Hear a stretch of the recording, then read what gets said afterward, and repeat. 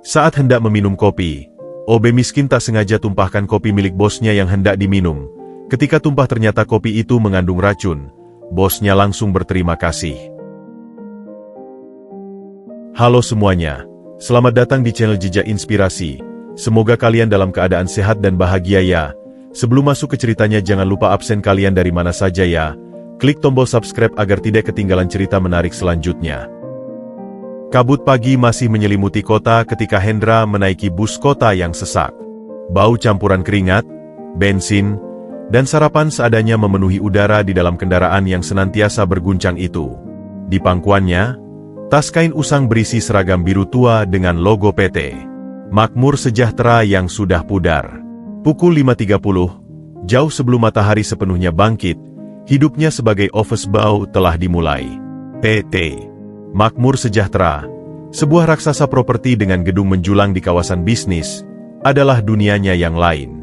Dunia yang dingin, penuh kemilau marmer, dan hiruk-pikuk bisnis yang tak pernah ia pahami sepenuhnya.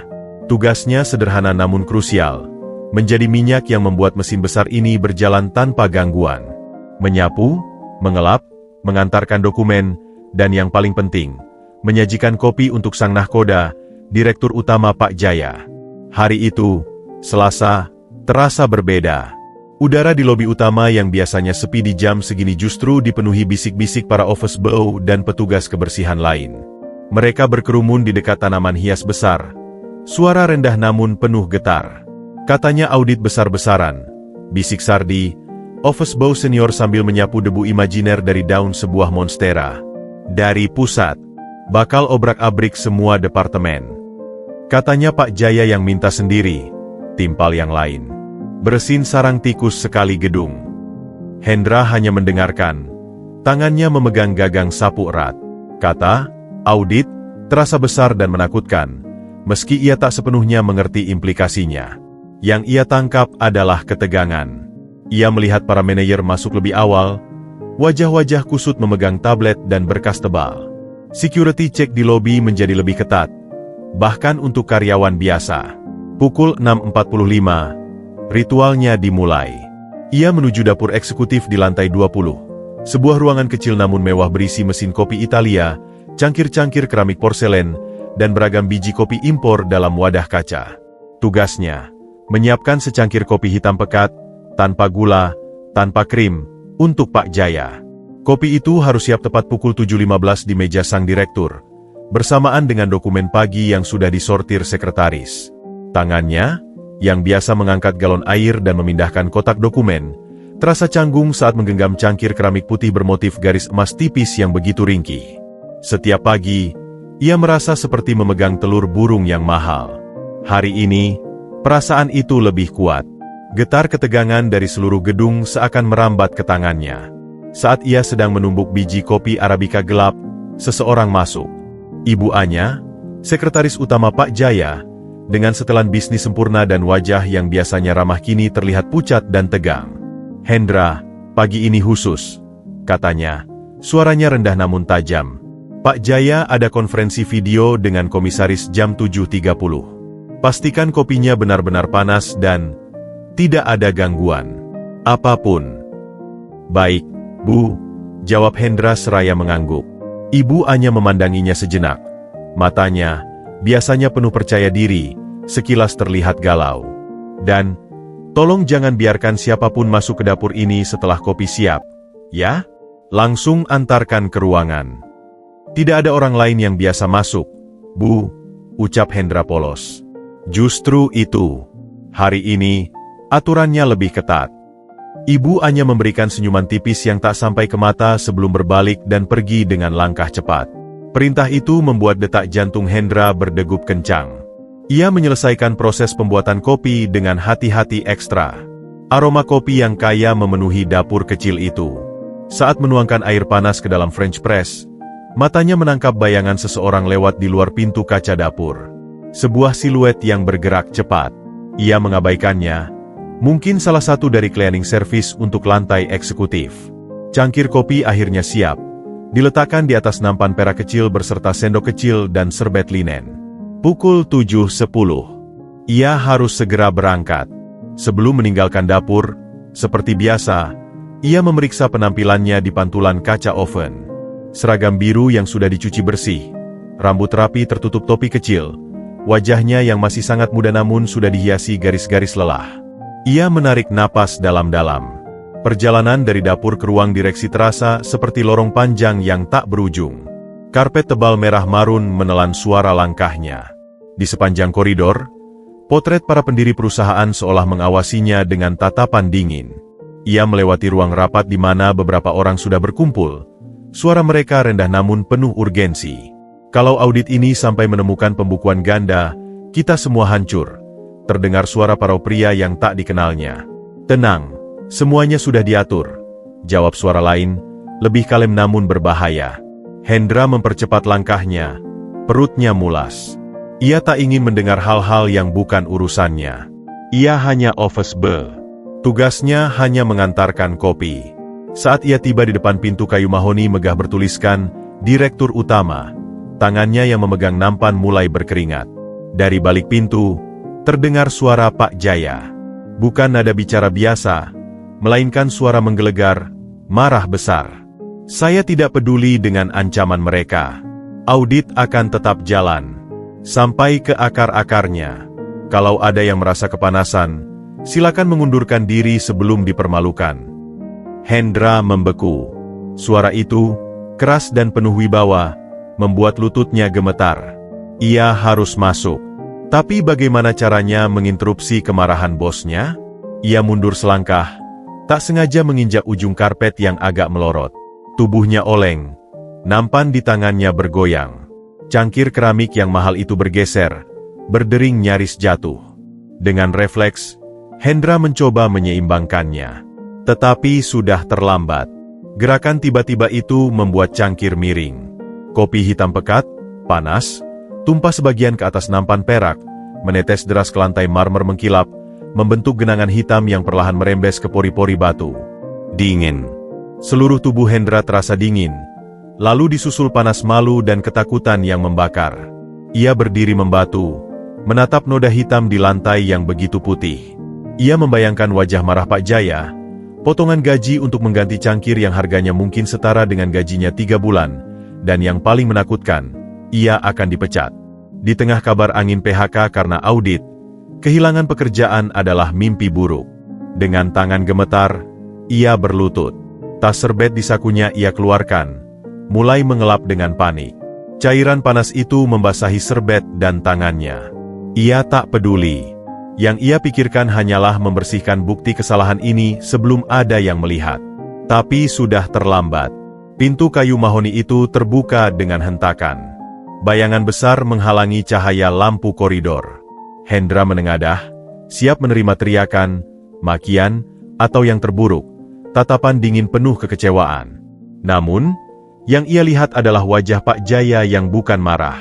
Wajah itu penuh dengan kewaspadaan tinggi, mata yang biasa tajam itu kini melebar, memandang genangan kopi di lantai, lalu menatap Hendra yang pucat pasi.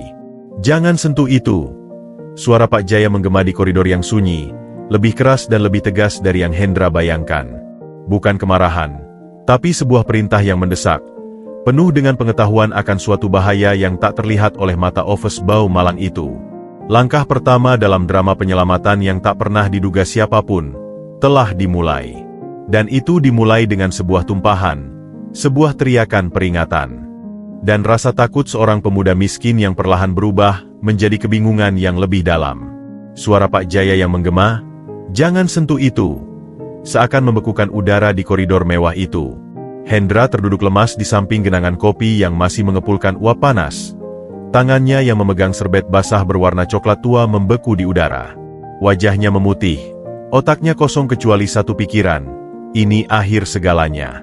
Namun, alih-alih maju untuk memarahi, Pak Jaya justru mengambil langkah mundur ke ambang pintu ruangannya. Wajahnya yang tegas dan biasanya sulit dibaca, sekarang jelas memancarkan alarm. Matanya yang tajam itu menyapu cepat dari wajah Hendra yang ketakutan ke genangan kopi, ke nampan yang miring, lalu ke ujung koridor. "Satpam, panggil Pak Imam dan timnya, sekarang!" teriak Pak Jaya, suaranya memotong kesunyian yang tegang. Ia tidak berteriak kepada Hendra, tetapi ke arah walkie-talkie kecil di meja kerjanya yang terlihat dari pintu terbuka. Hendra hanya bisa terduduk diam. Lututnya menempel dingin pada lantai marmer. Ia mendengar langkah lari cepat mendekat. Dua orang satpam yang biasanya bersikap santai di lobi kini datang dengan wajah waspada dan alat komunikasi di telinga. Mereka bukan satpam biasa yang ia kenal. Amankan area ini. Jangan biarkan siapapun mendekat. Siapapun. Perintah Pak Jaya kepada mereka. Suaranya datar namun penuh wibawa yang tak terbantahkan. Dan tolong bantu Hendra berdiri. Jauhkan dia dari genangan itu. Seorang satpam, Hendra mengenalinya sebagai Pak Hari, yang biasa memberi ia sisa kue dari kantin, dengan hati-hati meraih lengannya. Ayo, nak, berdiri dulu, bisiknya. Suaranya lebih lembut daripada biasanya. Hendra bangkit dengan gemetar, dibimbing menjauh dari noda hitam di lantai yang kini dikelilingi oleh garis pembatas imajiner namun sangat nyata dari kewaspadaan kedua satpam. Ia masih memegang serbet basah yang meneteskan cairan kopi ke lantai, membuat noda kecil baru. Serbetnya, nak, kata Pak Hari dengan lembut. Hendra menyerahkannya dengan patuh, seperti robot. Dari balik bahu satpam, ia melihat seorang pria paruhbaya berjas laboratorium putih, didampingi seorang asisten muda, berjalan cepat menyusuri koridor. Inilah Pak Imam yang disebut-sebut. Wajahnya serius, membawa sebuah kotak alat berwarna metalik. Tanpa banyak bicara, Pak Imam memberi isyarat. Asistennya segera membuka kotak dan mengeluarkan peralatan yang bagi Hendra terasing. Tabung reaksi kecil, pipet, sarung tangan lates, dan beberapa kertas lakmus atau sesuatu yang mirip. Dengan gerakan terlatih, Pak Imam mengenakan sarung tangan, lalu berlutut di samping genangan, dengan sangat hati-hati menghindari kontak langsung. Dengan pipet, ia mengambil sampel cairan kopi dari tepi genangan dan meneteskannya ke dalam sebuah tabung reaksi bening yang sudah berisi sedikit cairan tak berwarna. Ia mengocoknya perlahan. Hendra menahan napas. Seluruh dunianya seakan menyempit hanya pada tabung kecil di tangan pria berbaju putih itu. Detak jantungnya berdegup keras di telinganya. Ia memandang Pak Jaya, yang berdiri tegap di depan pintu ruangannya, lengan disilangkan. Wajah sang bos tidak lagi menunjukkan alarm, tetapi sebuah ketenangan dingin yang justru lebih menakutkan. Seolah ia sudah menunggu momen seperti ini. Waktu berjalan lambat. Beberapa karyawan yang keluar dari ruang rapat atau kamar kecil di ujung koridor mulai melambat, melihat kerumunan tidak biasa ini. Tatapan mereka penuh rasa ingin tahu, beralih dari satpam, ke Pak Imam, ke Hendra yang masih berdiri dengan seragam basah dan wajah pucat, lalu ke Pak Jaya. Bisik-bisik mulai terdengar.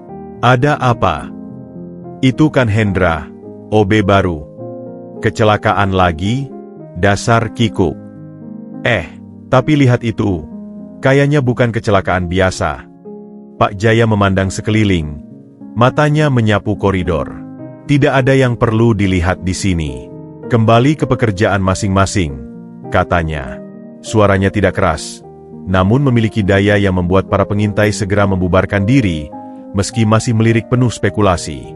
Saat itu, sesuatu terjadi pada tabung di tangan Pak Imam. Cairan bening yang kini bercampur dengan sampel kopi perlahan, berubah warna. Dari bening, menjadi agak keruh, lalu dengan jelas berubah menjadi biru muda yang agak kehijauan, warna yang aneh dan tidak wajar untuk sebuah kopi. Wajah Pak Imam berubah serius. Ia mengangguk pelan kepada asistennya, yang segera mencatat sesuatu di tablet. Kemudian, Pak Imam berdiri dan menghampiri Pak Jaya. Mereka berbicara dengan suara sangat rendah. Hanya beberapa kata yang terdengar oleh Hendra yang berdiri tidak jauh. Positif. Sianida, dosis tinggi. Cepat bertindak. Kata terakhir itu, sianida, menusuk telinga Hendra seperti jarum es. Ia pernah mendengarnya di sinetron atau berita kriminal. Racun. Racun mematikan. Di kopi yang ia buat. Kopi yang seharusnya ia antar ke Pak Jaya. Dunia di sekelilingnya berputar. Dengungan keras memenuhi kepalanya. Kakinya lemas. Ia merasa akan jatuh pingsan. Jika ia tidak menumpahkannya. Jika Pak Jaya meminumnya. Ia membayangkan bosnya tersungkur di meja. Dan dirinya, pembawa kopi, akan menjadi tersangka utama. Orang miskin, mudah disalahkan. Air matanya, campuran rasa takut, lepas, dan syok, mulai menggenang di pelupuk mata. Pak Jaya, setelah mendengar laporan singkat dari Pak Imam, memandang ke arah Hendra. Tatapannya kini berbeda. Bukan lagi tatapan bos kepada bawahan yang ceroboh, tetapi sesuatu yang lebih kompleks. Ada kelegaan, apresiasi, dan belas kasihan. Dia berjalan menghampiri Hendra, melangkahi garis tak kasat mata yang memisahkan dunia direktur dan office boy. Pak Hari si Satpam memberi jalan. Hendra, suara Pak Jaya lebih lembut sekarang, meski masih tegas. Dengarkan baik-baik. Hendra mengangkat wajahnya yang basah oleh keringat dingin, mencoba fokus. Kau tidak perlu takut. Kau tidak dalam masalah, kata Pak Jaya, menatapnya langsung ke mata. Justru, tanpa kau sadari, kau telah melakukan sesuatu yang sangat besar hari ini. Hendra hanya bisa membuka mulutnya, tak bersuara. Kopi yang kau tumpahkan itu, lanjut Pak Jaya, suaranya direndahkan namun tetap jelas terdengar oleh Hendra dan satpam terdekat, telah dicampur racun. Racun yang bisa membunuh. Kalau kau tidak tersandung dan menumpahkannya, saat ini mungkin saya sudah tidak bernapas. Racun. Hendra akhirnya bisa menyemburkan kata itu. Suaranya serak. Tapi saya yang buat, Pak. Saya sendiri di dapur. Itulah masalahnya, kata Pak Jaya, matanya berkilat. Artinya, racun itu sudah ada di sana sebelum kau membuat kopi, atau seseorang memasukkannya ke dalam cangkir setelah kau pergi. Kau hanyalah kendaraannya. Ia menepuk bahu Hendra, tepukan yang kuat, meyakinkan. Kau adalah malaikat penyelamat saya hari ini. Nah, ketidaksengajaanmu itu adalah mukjizat. Kata-kata itu seharusnya menghibur, tetapi justru membuat Hendra semakin gemetar. Ia bukan pahlawan. Ia hanya orang yang ceroboh. Dan sekarang, ia berada di pusat sesuatu yang gelap dan berbahaya, sesuatu yang jauh lebih besar dari dirinya. Noda hitam di lantai marmer itu bukan lagi sekadar noda kopi. Itu adalah tanda bahaya, pintu masuk labirin konspirasi yang ia tak siap masuki. Dan tatapan Pak Jaya, meski berterima kasih, membawa satu pesan tak terucap. Dari sekarang, hidup Hendra tidak akan pernah sama lagi. Pukulan realitas itu seperti tendangan di ulu hati. Kata, sianida, bergema di dalam tengkorak Hendra, menciptakan gema yang makin lama makin keras. Ia merasa tercekik oleh udara dingin ber-AC di koridor itu. Malaikat penyelamat? Mukjizat? Kata-kata itu terasa asing dan salah tempat. Ia hanya ingin berlari, kembali ke gudang belakang, menyapu lantai, dan melupakan semua mimpi buruk ini. Pak Imam, pria berjas putih itu, mendekat dengan langkah tenang. Ia memegang tablet dan berbicara dengan nada klinis yang meredam emosi. Konfirmasi awal, Pak Jaya. Sampel menunjukkan indikasi kuat senyawa sianida. Berdasarkan kecepatan reaksi dan perubahan warna, kemungkinan adalah bentuk sianida yang mudah larut, mungkin kalium sianida. Dosisnya signifikan. Cukup untuk... Ia berhenti, melirik ke arah Hendra yang tampak seperti akan ambruk. Cukup untuk menyebabkan efek fatal dalam hitungan menit setelah tertelan. Pak Jaya mengangguk pelan. Wajahnya seperti patung granit. Bau. Kopi biasanya menutupi bau almond pahit karakteristik sianida. Betul, Pak. Kopi hitam pekat tanpa gula seperti yang Bapak konsumsi adalah medium penyamaran yang sempurna, jawab Pak Imam. Hanya tes kimiawi yang bisa mendeteksinya dengan cepat. Dan bagaimana racun itu bisa masuk? Tanya Pak Jaya, matanya kini menyapu ke arah dapur eksekutif di ujung koridor lain. Dari kesegaran genangan dan konsentrasi yang terdeteksi, kemungkinan besar racun sudah dalam bentuk larutan dan dicampur ke dalam cangkir setelah kopi dituang. Bukan di bubuk kopi atau di air. Artinya, tindakan itu dilakukan di dapur, dalam waktu singkat antara saat kopi siap dan saat Hendra membawanya keluar. Semua mata, Pak Jaya, kedua satpam, dan asisten Pak Imam, kini tertuju pada Hendra. Bukan dengan kecurigaan, tapi dengan pertanyaan yang sama. Apa yang kau lihat? Hendra merasakan tekanan itu. Ia mencoba menarik napas dalam, tetapi dadanya sesak. Saya membuat kopi seperti biasa. French press, biji kopi dari wadah kaca yang biasa, air dari dispenser panas di dapur. Katanya terbata-bata. Setelah dituang ke cangkir, saya letakkan di nampan. Saya sempat lihat bayangan lewat di luar pintu kaca dapur. Cuma sebentar. Saya kira cleaning service. Pintu dapur tidak dikunci? Tanya Pak Jaya. Tidak pernah, Pak. Hanya ditutup. Ibu Anya masuk. Dia bilang, hari ini khusus. Suruh saya jangan biarkan siapapun masuk setelah kopi siap. Ingatan Hendra perlahan pulih, terpicu oleh pertanyaan. Dan setelah Ibu Anya pergi, desak Pak Imam dengan lembut. Saya selesaikan kopi. Lalu saya lihat bayangan itu. Cepat sekali. Saya tidak lihat wajah. Hanya siluet. Lalu saya berangkat. Hendra menunduk. Rasa bersalah yang lama muncul. Saya seharusnya lebih waspada. Ibu Anya sudah bilang. Jangan menyalahkan diri sendiri, Nak. Potong Pak Jaya, suaranya lebih keras dari yang dimaksudkan. Ini bukan kelalaianmu. Ini adalah upaya pembunuhan yang terencana. Ia memandang Pak Imam.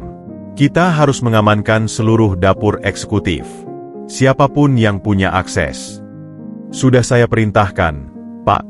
Sahut Pak Hari sang Satpam. 2 orang tim saya sudah di sana, mengamankan tempat kejadian. Bagus. Imam, lakukan penyisiran menyeluruh. Ambil sidik jari, cek CCTV koridor di sekitar dapur, dan periksa semua wadah, tempat sampah, apa saja. Siap, Pak. Pak Jaya kemudian memandang Hendra lagi. Pemuda itu masih berdiri dengan seragam basah di bagian depan. Tangan masih sedikit gemetar. Hendra, aku butuh kau untuk kuat. Kau adalah satu-satunya orang yang berada di titik nol kejadian ini selain pelaku. Ingatanku penting. Saya coba, Pak. Jawab Hendra, suaranya kecil. Kau bilang tadi ada bayangan. Pria atau wanita? Tinggi? Pendek? Pakai seragam? Hendra memejamkan mata, memaksa dirinya mengingat. Kilasan itu singkat. Cuma siluet gelap. Melintas cepat dari kiri ke kanan. Lebih seperti pria. Agak tinggi. Tidak pakai seragam cleaning service yang terang. Lebih gelap. Mungkin jas atau sweater. Waktu itu, setelah Ibu Anya pergi, berapa lama kau masih di dapur? Tanya Pak Imam. Mungkin 1 atau 2 menit. Cukup untuk bersih-bersih kecil dan bawa nampan. Jadi, pelaku punya window of opportunity yang sangat sempit, gumam Pak Jaya. Mereka harus tahu persis rutinitasmu, tahu kapan kopi siap, dan berani mengambil risiko besar untuk masuk sesaat setelah Ibu Anya, yang notabene sekretaris saya, keluar. Ia berbalik, menghadap ke jendela panorama di ujung koridor yang memandang kota yang mulai ramai. Ini bukan kerja orang sembarangan. Ini orang dalam. Dan mereka panik, karena audit. Kata audit lagi-lagi muncul. Hendra teringat bisik-bisik pagi tadi di lobi. Sarang tikus. Audit yang akan mengobrak-abrik. Pak Jaya. Seorang satpam lain datang dengan tergopoh-gopoh. Kami cek CCTV koridor menuju dapur eksekutif. Ada gangguan. Rekaman dari kamera sudut yang mengarah ke dapur, antara pukul 7.05 sampai pukul 7.10. Persis saat perkiraan kejadian, mati. Hitam. Hanya statis. Kamera lain berfungsi normal. Disabotase, ucap Pak Jaya dengan datar. Mereka tahu blind spot dan tahu cara mematikannya. Atau punya akses ke sistem. Ia mengepalkan tangan. Berarti kita berhadapan dengan seseorang yang punya pengetahuan teknis dan akses istimewa. Suasana semakin suram. Hendra merasa dirinya semakin kecil. Ini adalah permainan catur tingkat tinggi, dan ia hanya bidak kecil yang tanpa sengaja menjatuhkan ratu musuh. Pak, Hendra bersuara lagi, sebuah ingatan samar muncul. Bau. Tadi, waktu saya bawa nampan, lewat dekat ruang rapat kecil, ada bau asing. Bukan kopi. Seperti obat atau kimia ringan. Tapi hilang cepat. Saya pikir itu dari pembersih lantai. Pak Imam segera mencatat. Bisa jadi pelaku masih membawa wadah sisa, atau sarung tangan yang terkontaminasi. Atau mungkin dari botol parfum atau hand sanitizer khusus sebagai penyamaran. Ia berpaling ke asistennya. Periksa ventilasi dan tempat sampah di sepanjang koridor itu. Pak Jaya mendekati Hendra. Kau sudah membantu lebih dari yang kau kira. Lalu, ia mengambil keputusan. Hendra, dari sekarang, posisimu berubah. Kau bukan lagi sekadar office boy. Aku menunjukmu sebagai asisten khusus saya untuk urusan ini. Tugasmu, membantu penyelidikan internal, mengingat hal-hal kecil, dan yang terpenting, menjadi mata dan telinga saya di lingkungan yang mungkin tidak akan curiga pada seorang OB. Hendra terkesiap. Saya tidak bisa, Pak. Saya hanya lulusan SMA. Saya tidak paham. Kau paham ketelitian. Kau paham rutinitas. Dan yang paling kuhargai, kau jujur dan punya keberanian tadi, walaupun kau mengiranya sebagai kesalahan. Pak Jaya meletakkan tangan di bahu Hendra. Dan dengan menjadikanmu bagian dari tim saya, aku juga melindungimu. Karena setelah ini, kau bisa jadi target berikutnya. Mereka mungkin mengira kau tahu sesuatu, atau ingin menyingkirkan saksi kunci. Rasa dingin yang baru mengaliri tulang belakang Hendra. Target. Ia bisa dibunuh. Keluarganya di kampung. Oh, Tuhan.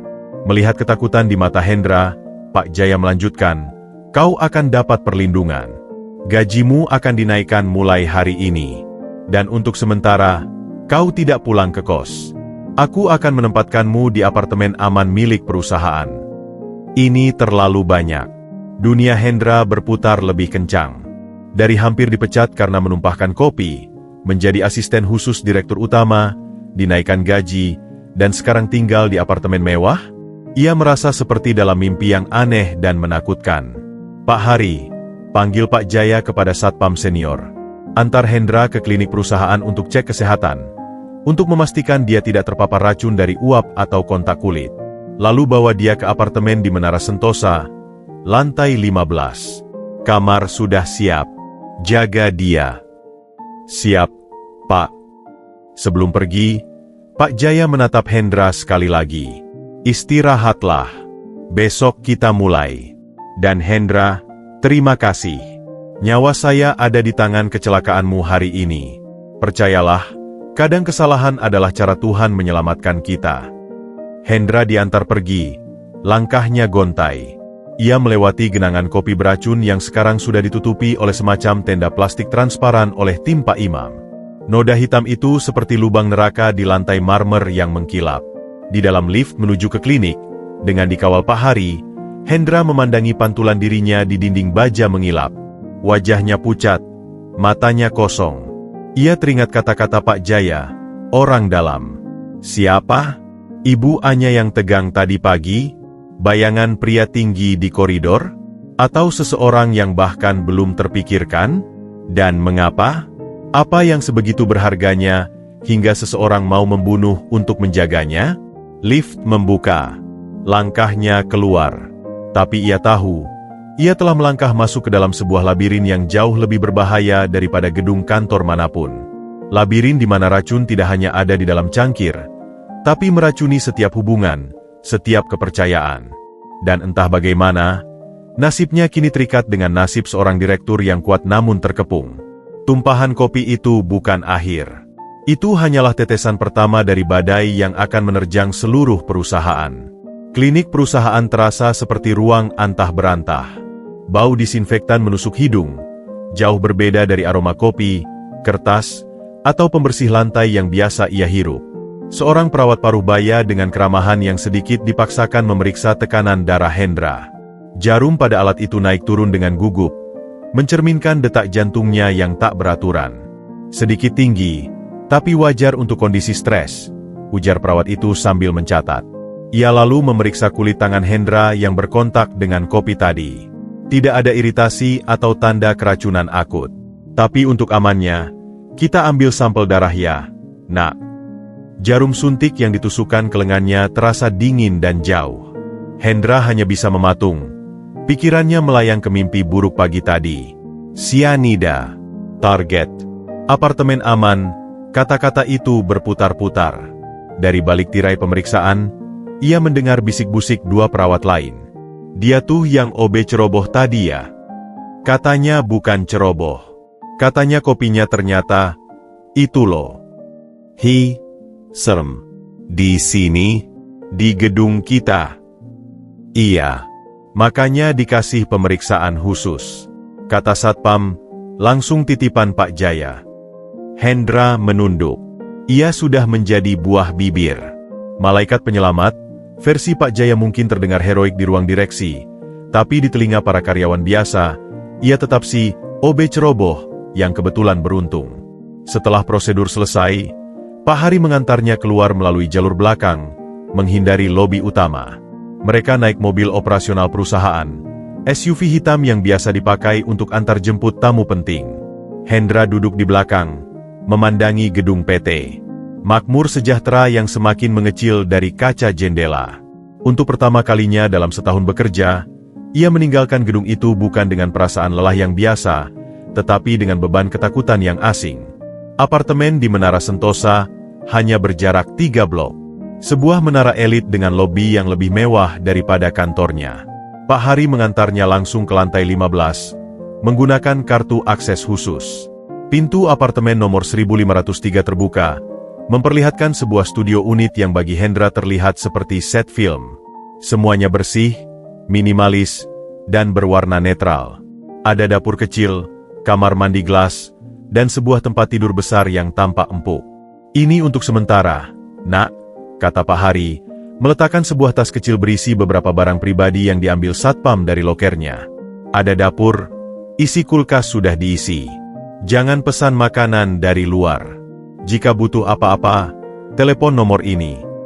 Ia memberikan secari kertas dengan nomor internal Satpam. Dan jangan buka pintu untuk siapapun kecuali saya atau tim saya. Hendra hanya mengangguk. Setelah Pak Hari pergi, ia mengunci pintu berlapis itu dan bersandar di belakangnya. Kesunyian apartemen itu terasa menusuk. Ia merosot ke lantai. Akhirnya membiarkan gemetar yang ditahannya sejak pagi menguasai tubuhnya. Air mata mengalir deras. Campuran kelegaan karena selamat dari pemecatan, ketakutan akan bahaya yang belum jelas, dan kesepian yang amat sangat. Keesokan harinya, Hendra kembali ke kantor. Tapi semuanya berbeda. Ia masih memakai seragam birunya. Pak Jaya menyarankan agar ia tetap tampak biasa, tapi getaran yang ia terima dari sekelilingnya telah berubah. Saat ia masuk lobi, para resepsionis yang biasa hanya memberi anggukan cepat, kini tersenyum lebar, terlalu lebar, dengan tatapan penuh rasa ingin tahu. "Selamat pagi, Mas Hendra," sapa salah satunya dengan nada riang yang dipaksakan. Di lift, beberapa staf dari divisi akuntansi yang biasa mengabaikan kehadirannya, kini menyapa. "Pagi, Hen. Dah masuk kerja?" ujar seorang pria yang tidak ia kenal. Hendra hanya bisa manggut, merasa tidak nyaman. Ia bukan Hen. Ia adalah Hendra, office boy. Perubahannya semakin jelas ketika ia sampai di lantai 20. Koridor di depan ruang direksi sudah bersih. Tidak ada lagi tanda-tanda genangan beracun. Tapi ada 2 satpam baru berdiri di sana. Bukan satpam biasa, melainkan bagian dari tim khusus Pak Hari dengan postur lebih tegap dan mata yang terus mengawasi sekeliling. "Hendra, Pak Jaya menunggumu di ruang rapat kecil 3, kata salah satunya. Ruang rapat kecil 3 biasanya digunakan untuk pertemuan dengan klien penting. Hendra ragu-ragu masuk. Di dalam, sudah ada Pak Jaya, Pak Imam, dan seorang wanita muda yang tak ia kenal, berpenampilan profesional dengan rambian pendek rapi dan kacamata frameles. "Hendra, masuk. Tutup pintu," sambut Pak Jaya. Ia tampak lebih segar, tetapi garis-garis kekhawatiran di sekitar matanya masih jelas. "Ini Clara, putri saya. Dia bekerja di divisi marketing tetapi akan membantu kita secara diam-diam. Dan ini Pak Imam, sudah kau kenal." Clara mengangguk singkat, matanya mengamati Hendra dengan cermat, seakan menilai dari ujung kepala sampai ujung kaki. Tatapannya bukan permusuhan, tapi skeptisisme yang nyata. Hendra merasa seragam birunya semakin kusam di bawah sorot mata itu. "Kita akan mulai penyelidikan internal," kata Pak Jaya memulai. "Targetnya, menemukan siapa yang memasukkan racun dan siapa dalang di belakangnya. Titik awalnya, dapur eksekutif dan orang-orang yang punya akses." Pak Imam membuka tabletnya. Ada daftar akses kartu masuk ke dapur eksekutif dalam 24 jam terakhir. Selain Hendra dan Ibu Anya, ada 3 pembersih yang jadwalnya pagi sekali, dan ia jeda, dan Direktur Keuangan, Pak Rudi. Kartunya tercatat swipe masuk pukul 6.50. Suasana mendadak tegang. Pak Rudi. Nama itu punya bobot. Seorang pria berusia 50-an yang karismatik, dikenal sangat berpengaruh, dan dekat dengan beberapa anggota Dewan Komisaris. Tapi, Clara bersuara untuk pertama kali, suaranya jernih dan analitis. Rekaman CCTV mati. Jadi kita tidak punya bukti visual. Kartu akses bisa saja dipinjam atau dicuri. Atau, dia punya alasan lain untuk masuk, misalnya ambil air mineral. Atau memasukkan racun, gumam Pak Jaya. Tapi Rudi terlalu pintar untuk menggunakan kartunya sendiri jika dia berniat membunuh. Kecuali, ia memandang Hendra. Hendra, kau tadi bilang lihat bayangan pria tinggi. Coba deskripsikan lebih detail. Gaya berjalan, potongan rambut. Hendra memejamkan mata, berusaha keras. Gaya berjalan, cepat, agak membungkuk sedikit, rambut pendek, saya rasa, tapi gelap, jadi tidak jelas. Pak Rudi sedikit bungkuk karena sakit punggung, dan rambutnya pendek abu-abu, ucap Clara, mencatat. Tapi ini masih spekulasi, kata Pak Imam. Kita butuh bukti forensik. Tim saya masih memeriksa sidik jari di sekitar area dapur dan pada cangkir. Juga memeriksa sampel dari setiap wadah di dapur. Sementara itu, Pak Jaya menatap Hendra. Tugasmu, Hendra, adalah menjadi mata dan telinga. Dengarkan obrolan di kantin, di area smoking, di lobi. Orang-orang akan menganggapmu masih hanya sebagai OB. Mereka mungkin membicarakan sesuatu yang berguna. Tapi, hati-hati. Jangan memancing kecurigaan. Hendra merasa tugas itu mustahil. Ia bukan detektif. Tapi ia mengangguk. Saya coba, Pak. Dan untuk status formal, lanjut Pak Jaya, hari ini akan saya umumkan promosimu sebagai asisten khusus operasional yang bertanggung jawab pada logistik dan keamanan rutin saya. Itu akan memberimu alasan untuk berada di dekat saya dan bertanya hal-hal tertentu tanpa mencurigakan. Clara mendengus halus. Tapi, ayah, apakah bijaksana memberi promosi begitu cepat? Itu akan menimbulkan kecemburuan dan justru menarik perhatian. Justru itulah, Clara, dengan menarik perhatian sebagai anak emas yang beruntung, mereka akan memandangnya sebagai orang yang naik pangkat karena kebetulan, bukan karena kecerdasan. Mereka akan meremehkannya. Itu akan jadi keuntungan kita. Pak Jaya memandang Hendra. Kau siap menghadapi itu? Cibiran, sindiran, mungkin bahkan pelecehan halus. Hendra menarik napas.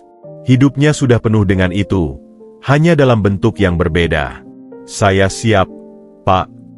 Rapat kecil itu dibubarkan. Saat keluar, Clara menyusul Hendra di koridor. Hei, panggilnya. Hendra berbalik. Iya, Mbak Clara. Aku hanya ingin tahu, kata Clara, menatapnya langsung.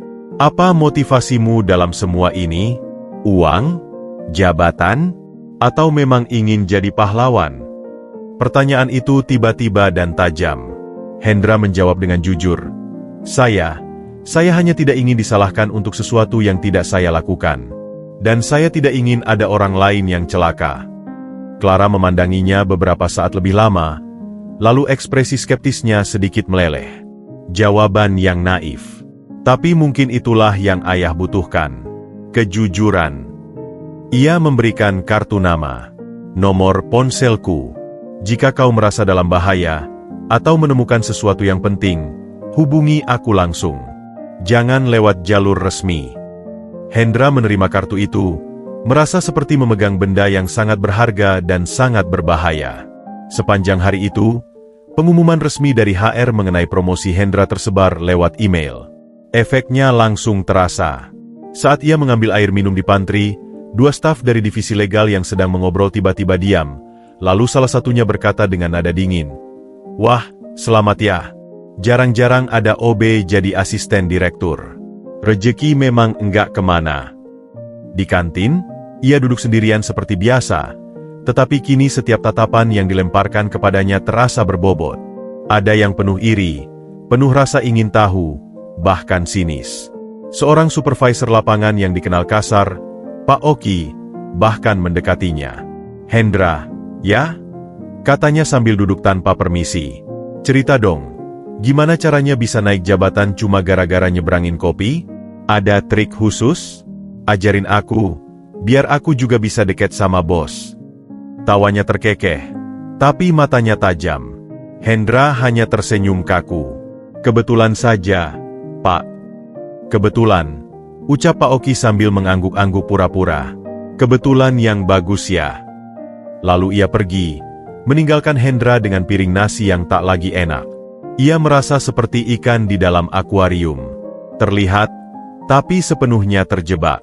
Seragam birunya yang dulu membuatnya tak terlihat, kini justru seperti tanda sorot yang menyala-nyala. Ia adalah malaikat dalam seragam biru yang dipajang oleh Pak Jaya, sebuah simbol keberuntungan sekaligus umpan. Dan di balik semua tatapan itu, ia bertanya-tanya, yang mana di antara mereka yang sudah membubuhkan racun ke dalam cangkir? Yang mana yang kemarin berharap melihat Pak Jaya tumbang? Dan yang mana yang sekarang, mungkin, memandangnya sebagai rintangan berikutnya yang harus disingkirkan? Malaikat, pikirnya dengan getir, mungkin hanya sebutan lain bagi korban yang sedang menunggu waktu. Hari-hari berikutnya bagi Hendra adalah pertunjukan sandiwara yang melelahkan. Ia tetap mengenakan seragam biru, atas saran Pak Jaya, sebagai kamuflase. Tetapi dengan tambahan kartu identitas baru bertuliskan, Asisten Khusus Operasional Direktur Utama yang digantungkan di dada. Kombinasi yang aneh, pakaian bawahan, tapi dengan akses yang setara dengan staf manajerial. Itu membuatnya menjadi makhluk anomali di ekosistem kantor, disorot namun tetap diremehkan.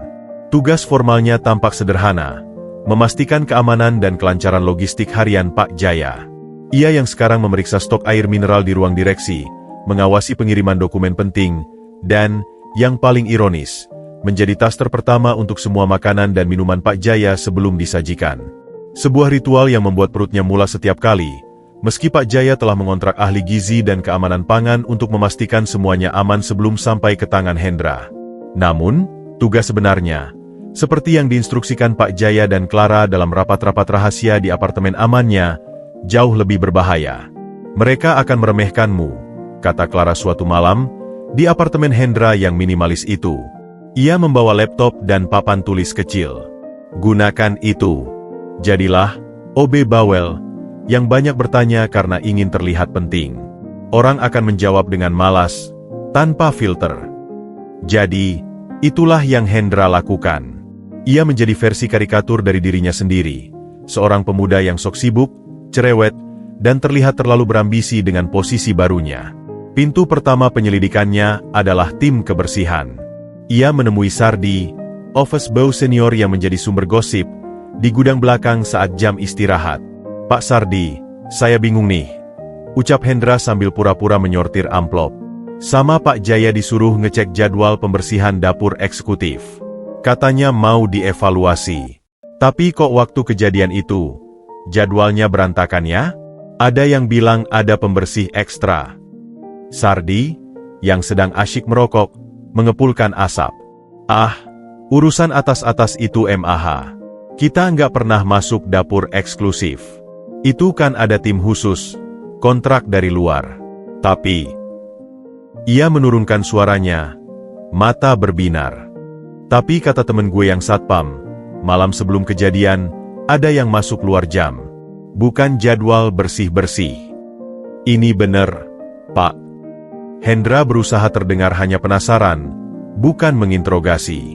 "Entahlah, tapi yang masuk kayaknya orang dalam. Pakai kartu akses. Cuma, rekaman CCTV-nya dibilang rusak. Nyaman banget ya rusaknya." Sardi mengedipkan mata penuh arti. Informasi itu cocok dengan data kartu akses Pak Imam. Tapi, orang dalam, itu bisa siapa saja. Pintu kedua adalah jaringan pengiriman. Hendra mendatangi bagian logistik, berpura-pura memastikan pengiriman dokumen audit ke kantor pusat. Di sana, ia bertemu dengan Bima, seorang staf muda yang sering terlihat stres. Lagi ribet, Bang Bima? Sapa Hendra ramah. Ah, iya nih. Lagi ngecek logistik pengiriman sampel material buat audit, keluh Bima. Ini ada beberapa pengiriman dari vendor yang catatannya aneh.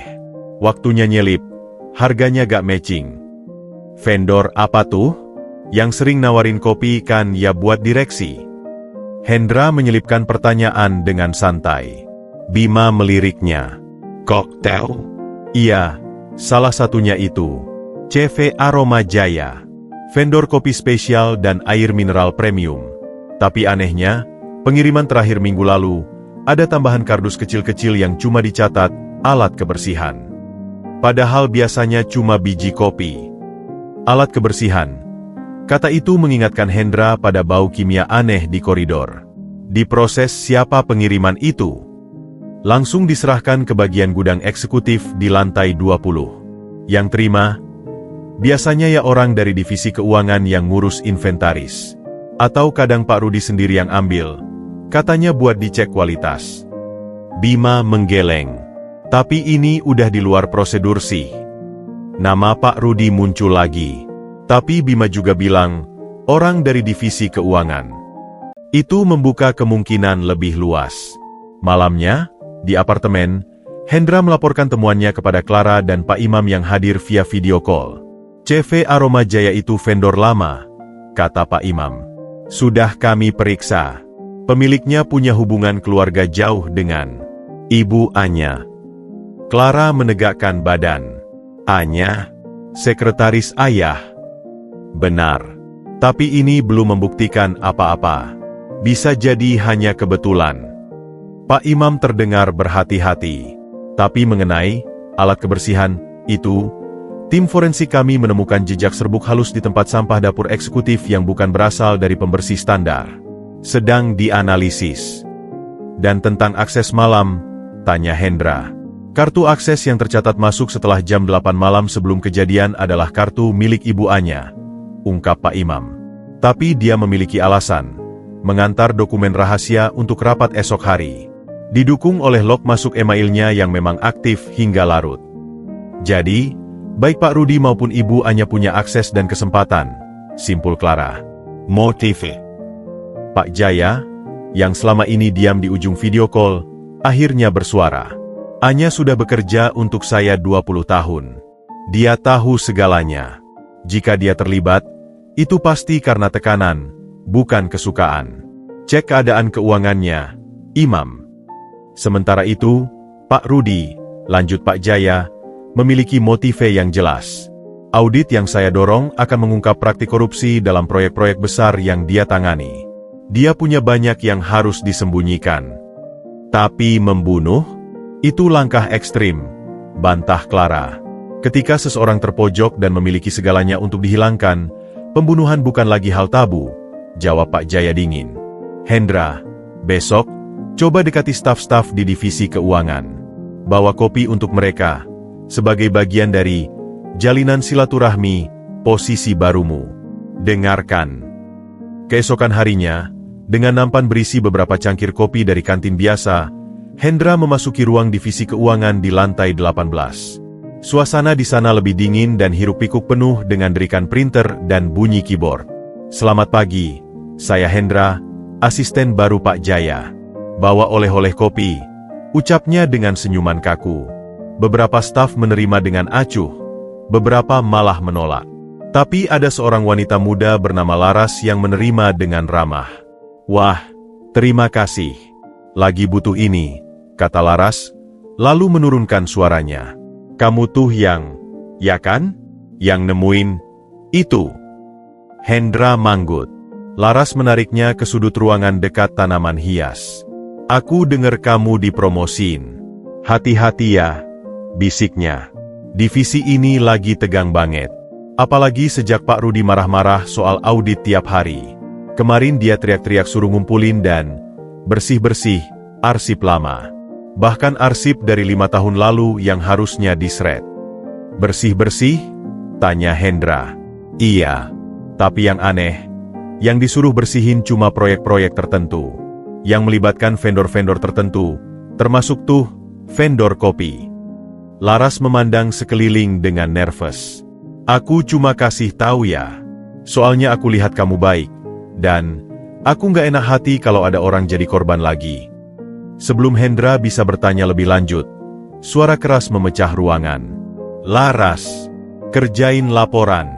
Jangan ngobrol mulu. Itu adalah Pak Rudi, berdiri di depan pintu ruang kerjanya. Wajahnya merah, matanya melotot ke arah Hendra. Dan kamu, Office B, apa urusanmu di sini? Ini bukan tempatmu. Saya hanya membawakan kopi, Pak, atas perintah Pak Jaya untuk menjalin. Saya tahu apa yang kau lakukan, potong Pak Rudi, suaranya seperti desisan ular. Kau pikir dengan jadi anjing peliharaan baru sang direktur, kau bisa seenaknya masuk kemana saja? Keluar dari sini, sekarang. Hendra pergi dengan cepat, jantung berdebar kencang. Tapi bukan karena dimarahi. Tapi karena saat Pak Rudi berteriak, matanya sempat tertuju pada kartu identitas di dada Hendra. Dan di balik kemarahan itu, Hendra menangkap sesuatu yang lain, ketakutan. Sepanjang sisa hari itu, Hendra merasa diawasi. Saat ia mengambil dokumen di arsip, ada seorang staf yang selalu berada di dekatnya. Saat ia istirahat di kantin, ia melihat seseorang dari kejauhan, seorang pria tinggi dengan topi, terus memandang ke arahnya. Malam itu, di apartemen, ia menerima pesan anonim di ponsel lama yang hanya diketahui oleh segelintir orang, termasuk keluarganya. Pesan, berhenti menyelidiki. Kau hanya wayang. Kalau terus ikut campur, bukan cuma kariermu yang hancur. Ingat orang tuamu di Banyuwangi. Dingin menyebar di seluruh tubuh Hendra. Mereka tahu siapa dia, dan mereka tahu cara menyakitinya. Dengan gemetar, ia menghubungi Clara. Pesan ancaman, lapor Hendra, suaranya bergetar. Mereka sebut orang tua saya. Tenang, suara Clara tegas di seberang telepon. Itu artinya mereka takut. Mereka tahu kau mendekati sesuatu. Ayah sudah mengantisipasi ini. Besok, akan ada kecelakaan kecil yang membuatmu harus cuti dan pulang ke kampung halaman. Itu akan menjadi alasan untuk menempatkan pengawalan pada orang tuamu sekaligus memberimu kesempatan untuk menyelidiki dari luar. Mungkin ada hubungan vendor dengan daerahmu. Pulang. Hendra bingung. Iya, tapi bukan benar-benar pulang. Kau akan pulang dengan pengawalan ketat, sementara tim kami akan menelusuri dari mana ancaman itu berasal. Dan ini juga akan mengalihkan perhatian mereka darimu sementara. Rencana itu cerdik, tapi membuat Hendra semakin takut. Permainannya semakin dalam. Ia bukan lagi hanya mata-mata. Ia sekarang adalah umpan sekaligus korban yang digantung di kail. Sebelum menutup telepon, Clara berbisik. Hendra, kau sekarang sudah terlibat penuh. Mundur bukan pilihan. Satu-satunya jalan adalah maju dan menemukan kebenaran. Untuk keselamatanmu, dan sekarang, untuk keselamatan keluargamu.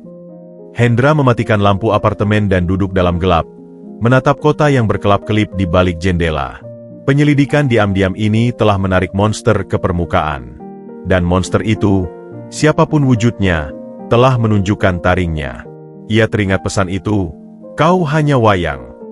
Mungkin benar, tapi wayang pun, di tangan dalang yang tepat, bisa menceritakan kisah yang menjatuhkan raja. Dan Hendra memutuskan, jika ia harus menjadi wayang, ia akan memastikan tali-tali yang menggerakkannya berada di tangan Pak Jaya dan Clara, bukan di tangan orang yang ingin menghancurkan semuanya. Racun di cangkir itu hanyalah pembuka. Perang rahasia untuk menguasai PT Makmur Sejahtera telah dimulai, dan tanpa ia duga, Hendra si OB miskin telah berada di garis depannya. Pesan ancaman itu seperti sebilah belati yang membeku di dada Hendra sepanjang malam. Ia tidak bisa tidur, memandangi langit-langit apartemen yang asing. Setiap suara dari lorong membuatnya terkejut. Kata-kata, orang tuamu di Banyuwangi, bergema di kepalanya, jauh lebih menakutkan daripada ancaman pada dirinya sendiri. Ibunya yang penuh sakit tulang, ayahnya yang bekerja serabutan di pelabuhan, mereka tak tahu apa-apa tentang dunia beracun ini. Pagi itu, sesuai rencana Clara, sebuah insiden direkayasa. Saat hendak memasuki gedung, Hendra tersandung di anak tangga lobi, dengan akting yang cukup meyakinkan dan sedikit bantuan dari Pak Hari yang berpura-pura menolongnya. Ia menjerit kesakitan, memegangi pergelangan kaki. Satpam lain berkerumun, dan dalam waktu singkat, ia diusung ke klinik perusahaan dengan kursi roda di depan banyak karyawan yang sedang masuk. Dokter perusahaan, yang telah di-briefing, dengan serius memeriksa dan mengumumkan, keseleo grade 2. Butuh istirahat total dan fisioterapi. Disarankan pulang ke kampung halaman untuk perawatan tradisional sekalian. Rumor segera menyebar, si OB sialan, dapat promosi nggak lama, langsung celaka. Karma mungkin, soalnya naiknya nggak wajar. Bisik-bisik itu terdengar hingga ke telinga Hendra saat ia dibawa keluar. Ada sedikit kepuasan di beberapa wajah yang memandangnya. Ia, si anak emas, yang mendadak, kini mendapat ganjarannya. Itu adalah penyamaran yang sempurna. Sebelum dipulangkan, Pak Jaya memanggilnya ke ruangan untuk percakapan terakhir yang tampak formal di depan sekretaris. Hendra, saya dengar kecelakaan pagi tadi. Ini sangat disayangkan, ucap Pak Jaya dengan nada bos yang standar, tapi matanya menyampaikan pesan yang lebih dalam. Kau pulang saja ke Banyuwangi, istirahat yang cukup. Posisimu akan tetap ditunggu. Terima kasih, Pak Jaya. Maaf merepotkan, jawab Hendra, berpura-pura malu dan kesakitan. Tidak apa, kesehatan lebih penting. Pak Jaya kemudian memberikan sebuah amplop coklat tebal. Ini bantuan biaya pengobatan dan perjalanan. Semoga lekas sembuh. Amplop itu berisi uang tunai yang cukup banyak, tetapi juga berisi ponsel baru yang sudah diamankan, kartu SIM anonim, dan selembar kertas dengan kontak darurat yang dienkripsi. Perjalanan pulang ke Banyuwangi diatur seperti operasi rahasia. Sebuah mobil rental dengan pengemudi yang adalah anggota tim pengamanan Pak Hari mengantarnya. Mereka tidak langsung menuju rumah orang tuanya, tetapi menginap dulu di sebuah guest house kecil di luar kota. Di sana, Hendra bertemu dengan Clara yang telah datang lebih dahulu. Lokasi orang tuamu sudah diamankan, kata Clara langsung tanpa basa-basi. 2 orang dari tim kami sudah berada di desa, berpura-pura sebagai peneliti pertanian. Mereka akan mengawasi dari jarak dekat. Bagaimana dengan pesan ancamannya? Tanya Hendra. Kami telusuri. Dikirim dari nomor pre-registered, dibeli secara anonim di kawasan kota. Tidak bisa dilacak. Tapi yang jelas, orang itu tahu detail pribadimu. Itu berarti informasi bocor dari dalam perusahaan. Mungkin dari database HR. Clara duduk. Wajahnya lelah tetapi penuh tekad. Kamu tetap di sini selama beberapa hari. Kita akan pantau. Jika mereka mengira kamu benar-benar pulang dan cedera, mungkin mereka akan lengah, atau justru akan mencoba sesuatu. Memancing mereka. Hendra merasa tidak nyaman. Lebih tepatnya, memberi mereka kesempatan untuk membuat kesalahan. Clara menatapnya. Sementara kamu istirahat, tim kami akan mendalami hubungan CV, Aroma Jaya dan desa ini. Ada sesuatu yang menarik. Pemilik CV, Aroma Jaya, meski alamatnya di Jakarta, berasal dari kecamatan tetangga sini. Dan dia punya hubungan dengan preman lokal pengelola tambang pasir ilegal. Hubungan itu seperti benang kusut yang tiba-tara mendapat ujung. Banyuwangi, tambang pasir ilegal, vendor perusahaan besar di Jakarta. Jadi, ini bukan cuma urusan korupsi perusahaan, tapi juga ada kaitannya dengan proyek di sini. PT Makmur Sejahtera punya beberapa proyek properti di kawasan ini dalam 5 tahun terakhir. Proyek yang dikelola oleh Divisi Pak Rudi. Clara membuka laptopnya, menunjukkan peta dan dokumen. Material pasir dan semen untuk proyek-proyek itu didapatkan dari vendor lokal yang harganya di atas pasar. Uang mengalir, tetapi kualitas di bawah standar. Audit akan mengungkap itu. Dan racun? Bisa jadi upaya putus asa untuk menghentikan audit. Atau mungkin ada level yang lebih dalam. Clara menutup laptop. Hendra, kamu di sini juga punya tugas. Coba tanyakan pada orang tuamu, atau tetangga, tentang tambang pasir ilegal itu. Siapa penguasanya, dan apakah ada orang Jakarta yang sering datang. Malam itu, dengan pengawalan diam-diam, Hendra akhirnya tiba di rumah orang tuanya yang sederhana di pinggiran desa. Kehadirannya yang mendadak dengan perban di kaki membuat ibunya panik dan ayahnya bingung. "Kenapa pulang mendadak, Nang? Kecelakaan di kerja?" tanya ibunya, Matilde, sambil membantunya duduk. "Iya, Bu. Tersandung di kantor. Disuruh istirahat sama bos." Hendra memeluk ibunya, perasaan campur aduk, lega melihat mereka baik-baik saja, tapi cemas karena ancaman yang tak bisa ia ceritakan. Ayahnya, Marjuki, mengamatinya dengan mata tajam. Seorang pekerja kasar yang berpengalaman, ia bisa merasakan ada yang tidak beres. "Cedera di kantor?" Bosnya baik sekali sampai dikasih uang pulang dan diantar mobil. Suaranya berisi kecurigaan. Hendra menarik napas. Ia tidak bisa berbohong kepada ayahnya. Dengan hati-hati, setelah ibunya pergi ke dapur, ia menceritakan sebagian tentang promosinya, tentang ketegangan di kantor, tentang kemungkinan ada korupsi, dan bahwa ia diminta menyelidiki hal-hal terkait proyek lokal. Ia tidak menyebutkan racun atau ancaman pembunuhan. Marjuki mendengarkan dengan serius. Wajahnya berkerut. "Jadi, kamu sekarang main mata-mata-mataan sama bos-bos jahat di Jakarta?" "Bukan main-main, Yah. Tapi, untuk kebenaran. Dan untuk keselamatan bos saya yang baik." Marjuki menghela napas panjang. "Hendra, dunia orang kaya dan berkuasa itu seperti lumpur hisap. Sekali terjebak, susah keluar. Mereka bisa menghancurkan orang kecil seperti kita tanpa bekas." Namun, setelah diam sejenak, ia berkata, "Tapi, kalau memang ada ketidakadilan, dan kamu bisa membantu, ayah dukung. Hati-hati saja." Keesokan harinya, atas petunjuk ayahnya, Hendra, dengan pengawalan tersamar, mengunjungi warung kopi di pinggir jalan tempat para pekerja tambang biasa berkumpul. Dengan bantuan sedikit uang dari amplop Pak Jaya untuk memancing informasi, ia mendapatkan cerita. Tambang pasir ilegal itu dikendalikan oleh seorang preman berpengaruh bernama Bang Jack. Tapi yang menarik, Bang Jack sering menerima tamu dari Jakarta. Seorang pria tinggi, sedikit bungkuk, naik mobil mewah tapi platnya ditutup. Orang Jakarta itu sok mau ngatur, tapi uangnya nggak pelit, kata seorang pekerja sambil menyeruput kopi. Katanya dia yang nawarin alat-alat berat modern ke Bang Jack, biar hasil pasirnya lebih banyak. Tapi aneh, alat-alat itu dikirim lewat kapal, dibungkus kayu, ditulis, "Perkakas kebun." Perkakas kebun, frase itu lagi mirip dengan alat kebersihan di pengiriman vendor kopi. Sebuah pola. Hendra melaporkan hal ini ke Clara melalui ponsel aman. Orang Jakarta tinggi dan bungkuk. Bisa jadi Pak Rudi. Tapi belum pasti, kata Clara. Kami coba cocokkan jadwal perjalanan dinas Pak Rudi dengan waktu kunjungan ke sini. Hendra merasa semakin dekat pada sesuatu. Tapi kemudian, di hari ketiga ia pulang, sesuatu yang mencemaskan terjadi. Sebuah mobil pick-up tua berwarna hitam melintas pelan di depan rumah orang tuanya. Bukan sekali, tapi 3 kali dalam sehari. Sopirnya, seorang laki-laki bertopi, melirik ke arah rumah.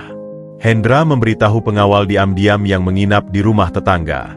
Malamnya, mereka menemukan sesuatu yang membuat darah Hendra membeku. Sebuah bungkusan kecil digeletakkan di pagar belakang rumah. Isinya bukan bom, tapi sesuatu yang lebih simbolis. Segenggam pasir kering, dibungkus plastik, dan sebilah pisau kecil tumpul yang diikat pita hitam. Pesan itu jelas, "Kami tahu kamu di sini. Kami tahu kamu menyelidiki. Berhenti, atau yang berikutnya bukan sekadar ancaman." Clara, yang masih di guest house, segera datang setelah mendapat laporan. Ini sudah keterlaluan. Mereka berani masuk sampai ke sini. Itu artinya jaringan mereka kuat, atau mereka sangat terdesak. Apa yang harus kita lakukan?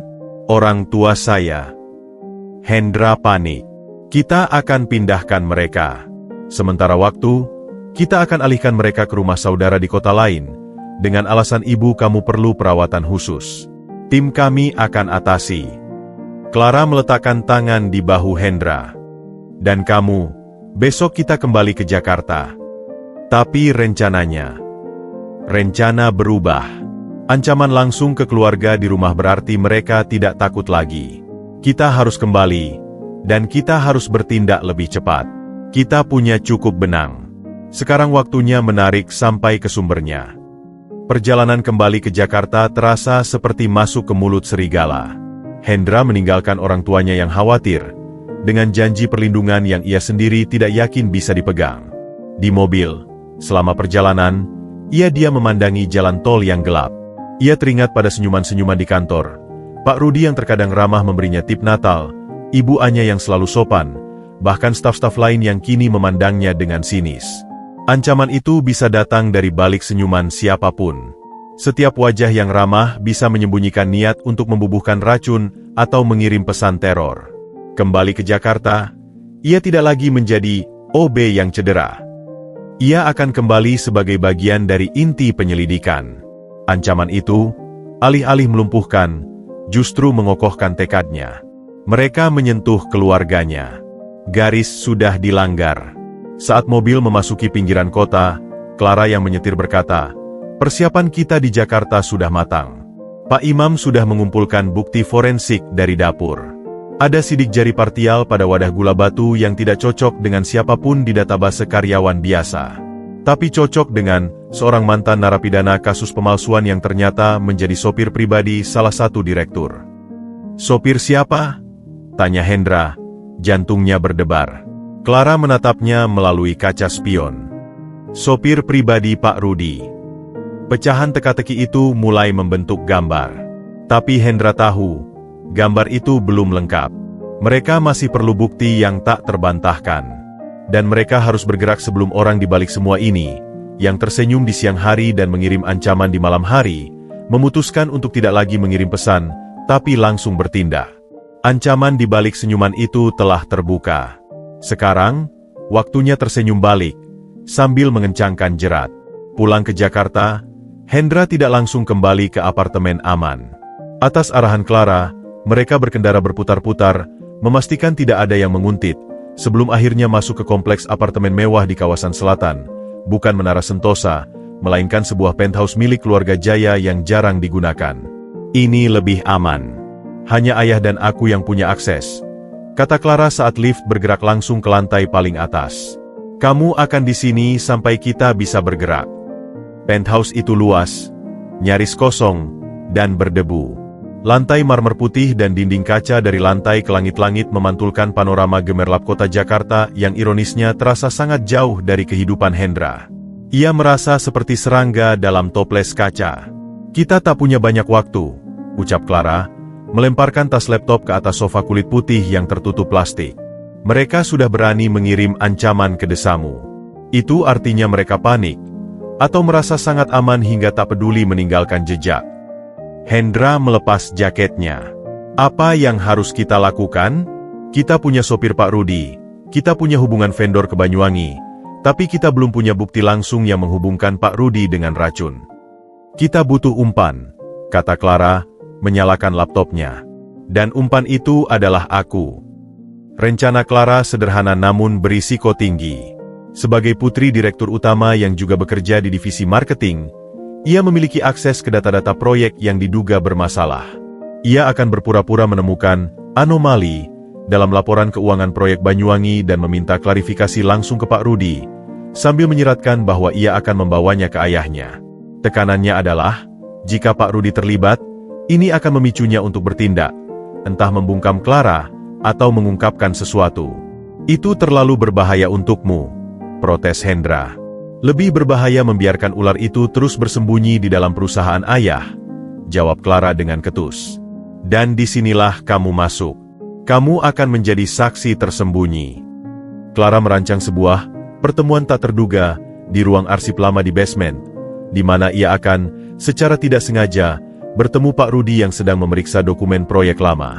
Hendra, dengan keahliannya sebagai OB yang tahu setiap sudut gedung, akan bersembunyi di balik rak arsip yang memiliki celah pemandangan, merekam percakapan dengan perangkat kecil dari tim Pak Imam.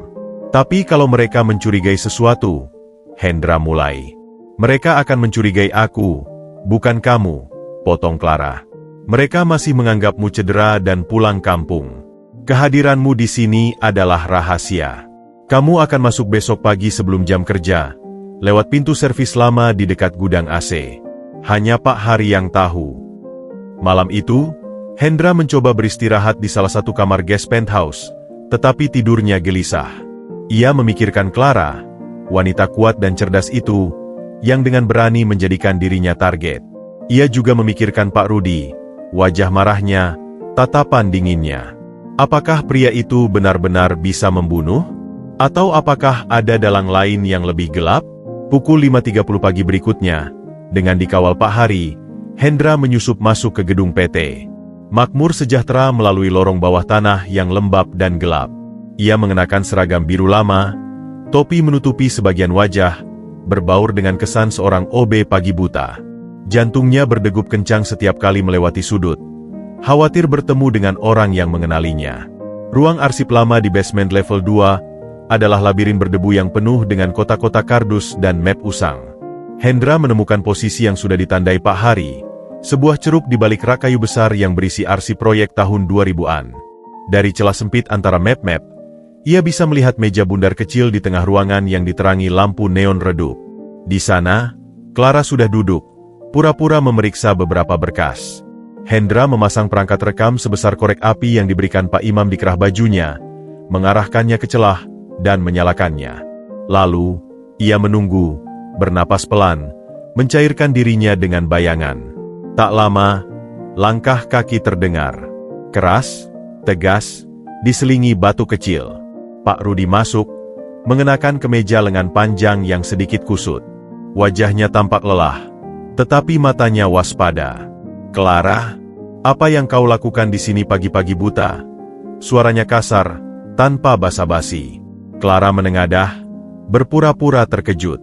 "Oh, Pak Rudi, saya sedang mengecek data proyek Banyuwangi untuk presentasi marketing regional. Tapi nemu beberapa angka yang aneh." Ia menunjuk ke spreadsheet di laptopnya. Misalnya, pengadaan pasir ini. Harganya 40% di atas harga pasar saat itu. Dan vendornya, CV Mitra Abadi, bukan vendor yang biasa kita pakai. Pak Rudi mendekat, wajahnya mulai merah. "Itu urusan lama, Clara. Tidak perlu dikorek-korek. Itu sudah disetujui waktu itu berdasarkan pertimbangan ketersediaan dan kualitas. Tapi di laporan audit pendahuluan, disebutkan sampel pasir di proyek itu kualitasnya di bawah standar." Clara bersikeras, suaranya tetap tenang namun tajam. Dan yang lebih menarik, Direktur CV Mitra Abadi ternyata adalah saudara ipar dari pemilik CV Aroma Jaya, vendor kopi kita. Koinsidensi yang menarik, bukan? Diam sejenak. Udara di ruang arsip yang pengap itu terasa seperti membeku. Hendra menahan napas. Jarinya menekan perekam lebih kuat. "Kau ini mau apa, Clara?" Suara Pak Rudi kini rendah, berbahaya, seperti deru mesin yang hendak meledak. "Main detektif-detektifan? Ikut-ikutan ayahmu yang paranoid." "Ini bukan paranoia, Pak. Ini pertanggungjawaban. Uang perusahaan hilang, proyek bermasalah, dan..." Clara menatapnya langsung. "Ada orang yang berusaha membunuh ayah saya untuk menutupi semuanya." "Jangan asal menuduh," raung Pak Rudi, meninju meja hingga laptop Clara bergoyang. "Aku telah membangun perusahaan ini bersama ayahmu. Aku tidak akan merusaknya. Tapi Anda akan melindungi diri sendiri ketika segalanya akan terbongkar, bukan?" Clara tak gentar. "Apa Anda tahu tentang kopi beracun itu, Pak Rudi?" Itulah pancingan yang berisiko. Hendra bisa melihat urat leher Pak Rudi menegang. "Aku tidak tahu apa-apa tentang racun. Itu mungkin ulah musuh bisnis, atau bahkan sekretaris ayahmu sendiri yang stres. Jangan berani-berani menuduhku," teriaknya. Tapi di balik kemarahan itu, mata Pak Rudi melirik ke sekeliling ruangan dengan cepat, penuh kecurigaan. Seolah ia merasa diawasi. "Kalau Anda tidak terlibat," kata Clara, berdiri, "maka Anda harus mendukung ayah untuk mengusut tuntas ini. Bukan malah menghalangi audit dan memerintahkan pembersihan arsip. Kau tidak mengerti cara kerja dunia, Clara." Pak Rudi mendekat, tubuhnya menghalangi cahaya lampu ke arah Clara. "Terkadang, untuk menyelamatkan kapal besar, kita harus melembar beberapa barang ke laut. Audit yang terlalu dalam akan menenggelamkan kita semua, termasuk ayahmu." Atau hanya menenggelamkan yang bersalah? Balas Clara dingin. Mereka berdiri berhadapan, ketegangan memenuhi ruangan. Hendra berharap rekamannya menangkap setiap kata dengan jelas. Tiba-tiba, suara derit pintu besi lain terdengar. Seseorang masuk. Hendra mengintip dari celah. Itu adalah Ibu Anya. Wajahnya pucat, tas kerjanya digenggam erat. "Apa yang terjadi di sini?" "Suara kalian terdengar sampai lorong," kata Ibu Anya. Suaranya gemetar. Matanya beralih antara Clara dan Pak Rudi yang masih berhadapan seperti dua banteng. "Kebetulan sekali kamu datang, Anya," kata Pak Rudi tiba-tiba. Nada suaranya berubah, menjadi lebih terkendali namun penuh ancaman terselubung. "Clara sedang menyelidiki proyek Banyuwangi. Mungkin kamu bisa menjelaskan tentang pengiriman alat kebersihan tambahan dari CV Aroma Jaya yang kamu setujui itu." Ibu Anya terpana. Wajahnya semakin pucat. Saya hanya mengikuti prosedur. Ada permintaan dari divisi keuangan untuk..." "Permintaan dari siapa?" sergah Clara, memanfaatkan momentum. Ibu Anya menunduk. Tangannya menggenggam tasnya hingga buku-buku jarinya putih. Dari atasan saya. Tapi itu hanya formalitas. Saya tidak tahu isinya. Atasanmu adalah ayahku. Dan ayahku tidak akan meminta hal seperti itu, tekan Clara. "Siapa yang benar-benar memintamu, Bu Anya? Apakah ada yang mengancammu?" Air mata mulai menggenang di mata Ibu Anya.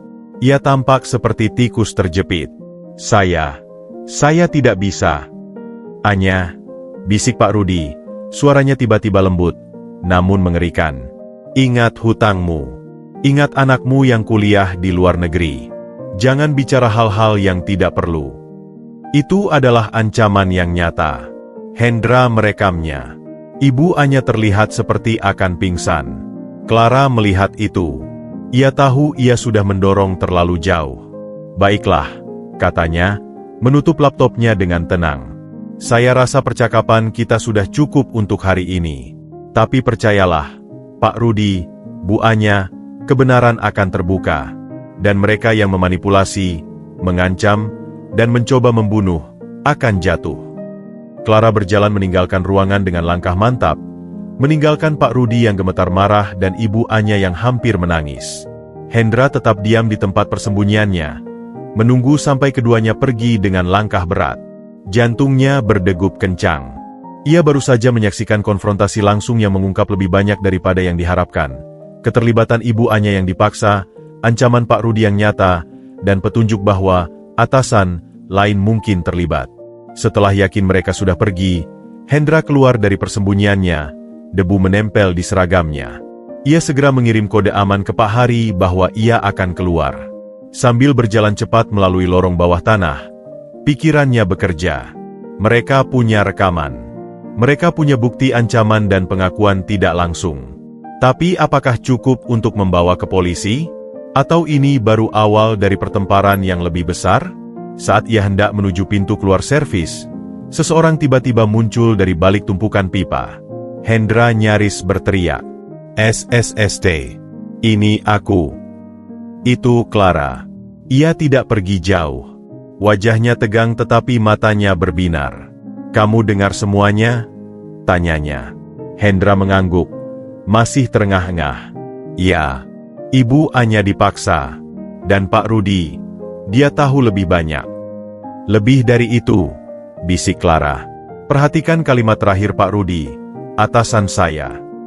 Ibu Anya merujuk pada atasan yang meminta pengiriman alat kebersihan. Tapi dia ragu. Apa mungkin ada orang lain di atas Pak Rudi yang terlibat? Seorang atasan yang bahkan lebih tinggi. Pikiran itu mengerikan. Jika bukan Pak Rudi, siapa lagi? Anggota Dewan Komisaris? Bahkan, seseorang yang sangat dekat dengan Pak Jaya? "Kita harus menganalisis rekaman ini dengan Pak Imam dan Ayah," kata Clara. "Tapi hati-hati. Sekarang kita sudah menarik ekor ular besar. Dan ular itu pasti akan memutar tubuhnya untuk menyerang balik." Mereka berpisah dengan cepat. Hendra keluar dari gedung dengan perasaan campur aduk. Takut, Tetapi juga ada kepuasan kecil.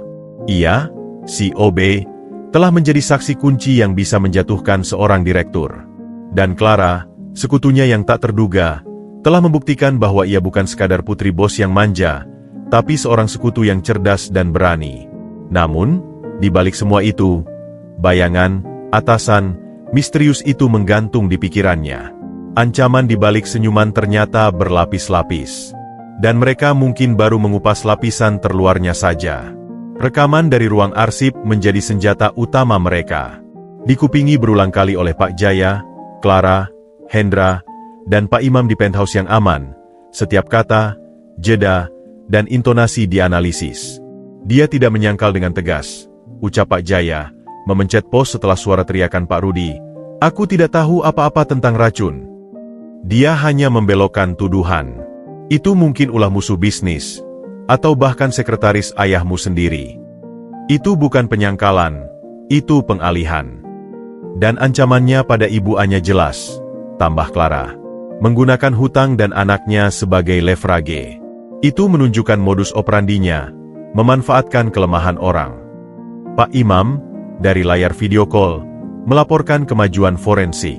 Sidik jari partial di wadah gula batu cocok 80% dengan sopir Pak Rudi, seorang bernama Tony Wijaya. Kami telah membawa dan menginterogasinya secara tidak resmi. Dan, tanya Pak Jaya. Dia mengaku, dibayar 5 juta rupiah untuk memasukkan bubuk pengawet makanan khusus ke dalam gula batu di dapur eksekutif pada dini hari, sebelum jadwal kebersihan. Dia diberi kunci duplikat dan tahu persis jadwal patroli satpam yang diamankan. Dia tidak tahu itu racun, katanya disuruh sama bosnya. Bosnya? Tony menyebut nama. Hendra tak sabar. Tidak. Dia hanya bilang disuruh oleh Bos Rudi melalui telepon. Tapi suaranya dirubah dengan distorter. Transaksi uang tunai di tempat parkir mal. Tidak ada bukti langsung. Tapi, Pak Imam jeda, kami telusuri ponsel Tony. Ada satu nomor tak terdaftar yang hanya menelepon sekali. Nomor itu terhubung ke menara BTS dekat apartemen mewah di Kuningan. Apartemen itu, ia menatap kamera, atas nama istri Pak Rudi. Itu satu titik terang. Namun, masih berupa bukti sirkumstansial. Mereka butuh pengakuan atau bukti yang lebih solid untuk menjerat seorang direktur. Audit akan selesai minggu depan, kata Pak Jaya. Hasil awal sudah saya lihat. Kerugian perusahaan dari proyek-proyek yang dikelola Rudi mencapai puluhan miliar. Jika ini dibeberkan dalam rapat dewan, dia tidak hanya akan dipecat, tapi bisa dipenjara. Dia pasti akan melakukan sesuatu sebelum itu. Rencana mereka pun disusun. Mereka akan menggunakan momentum rapat audit pendahuluan internal yang dijadwalkan 3 hari lagi. Pak Jaya akan mempresentasikan temuan awal, memberikan tekanan maksimal pada Pak Rudi. Sementara itu, tim keamanan akan mengawasi setiap gerak-geriknya, dan Hendra, yang masih dianggap cedera, akan ditempatkan di sebuah ruang server dekat ruang rapat, memantau semua komunikasi melalui perangkat penyadap yang sudah dipasang. Hari H rapat tiba. Suasana di lantai 20 sangat mencekam. Para direktur dan kepala divisi masuk ruang rapat utama dengan wajah tegang.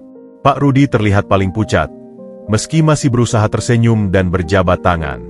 Ia mengenakan kemeja putih necis, tetapi keringat mengkilat di pelipisnya. Hendra, dari ruang server yang sempit dan penuh dengungan mesin, memantau layar yang terbagi-bagi, feed kamera rapat, dan aktivitas ponsel Pak Rudi yang sudah disadap, atas perintah pengadilan diam-diam yang diurus Pak Jaya.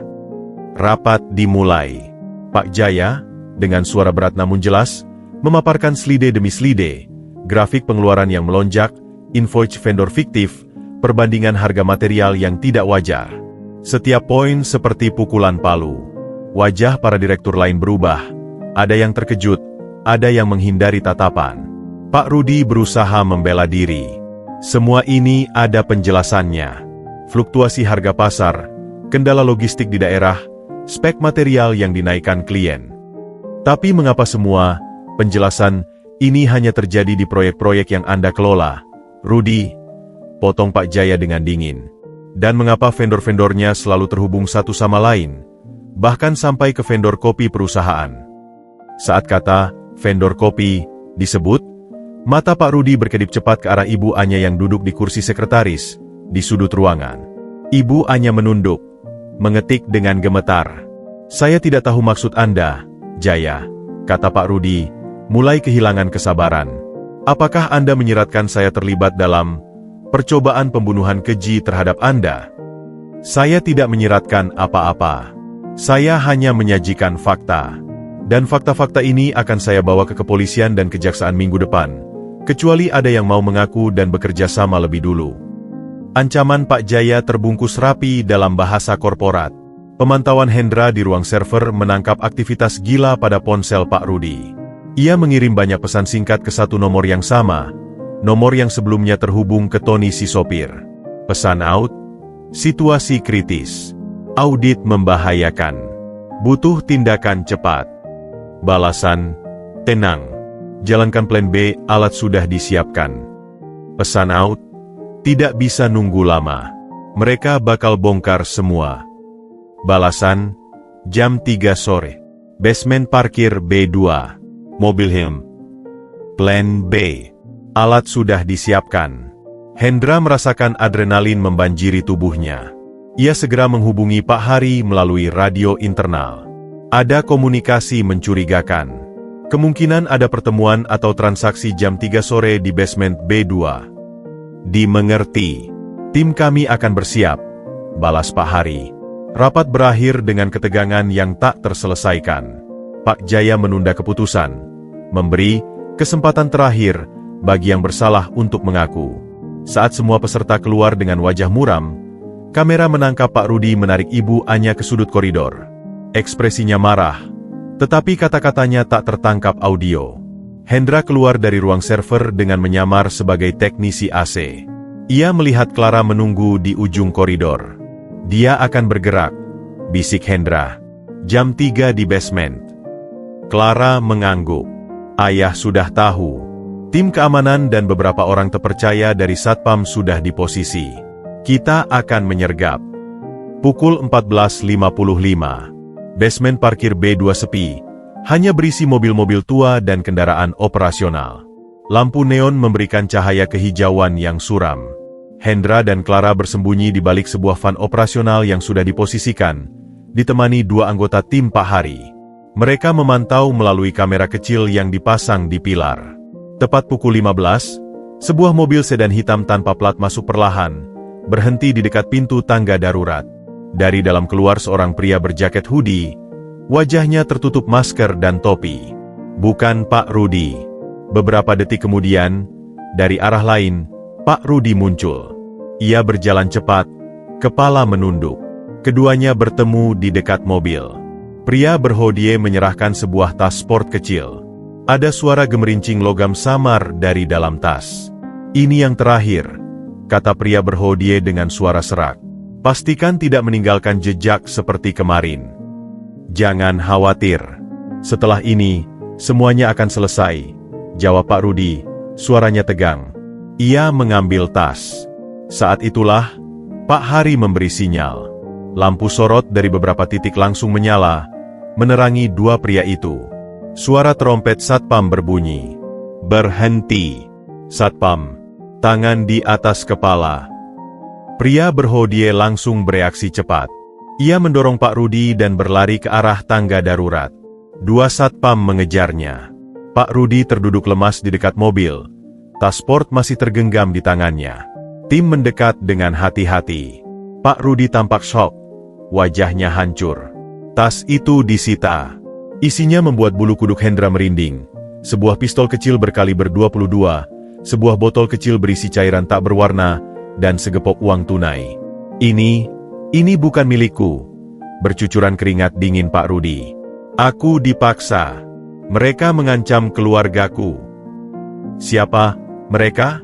tanya Pak Jaya yang tiba-tiba muncul dari balik van, diiringi Clara. Wajahnya dingin dan kecewa. Aku tidak tahu namanya. Mereka menelepon, mengirim surat. Mereka punya foto-foto memalukan dari masa laluku. Mereka tahu segalanya." Pak Rudi meratap, air mata mulai menetes. "Mereka yang menyuruh aku memanipulasi proyek. Mereka yang menyuruh aku mengatur kecelakaan Untukmu, Jaya. Aku tidak punya pilihan. Dan racun di kopiku? Desak Pak Jaya. Itu ide mereka. Mereka kirim racunnya lewat paket, alat kebersihan. Aku suruh Tony untuk menaruhnya. Aku tidak tega, Jaya, demi Tuhan. Tapi mereka ancam akan membunuh istri dan anakku. Tangisnya kini meraung. Clara dan Hendra bertukar pandang. Ada mereka. Ada dalang lain yang lebih tinggi. Siapa kontaknya? Bagaimana caranya? Tanya Pak Jaya, berjongkok di depan Rudy yang hancur. Aku hanya berkomunikasi via ponsel sekali pakai. Nomor berbeda setiap kali. Mereka yang menghubungi. Terakhir, mereka bilang kalau aku gagal, mereka akan membersihkan semua bukti dengan caranya sendiri. Pak Rudy memandang tas berisi pistol dan botol itu dengan ngeri. Ini pasti untukku.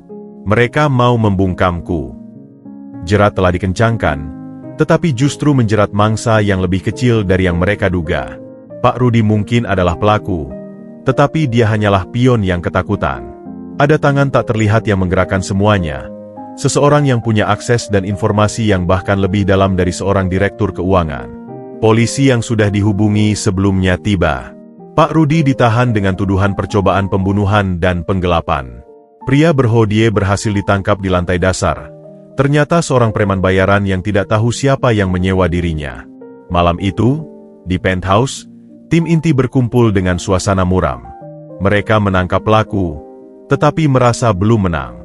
Siapapun mereka, mereka masih di luar sana, kata Clara.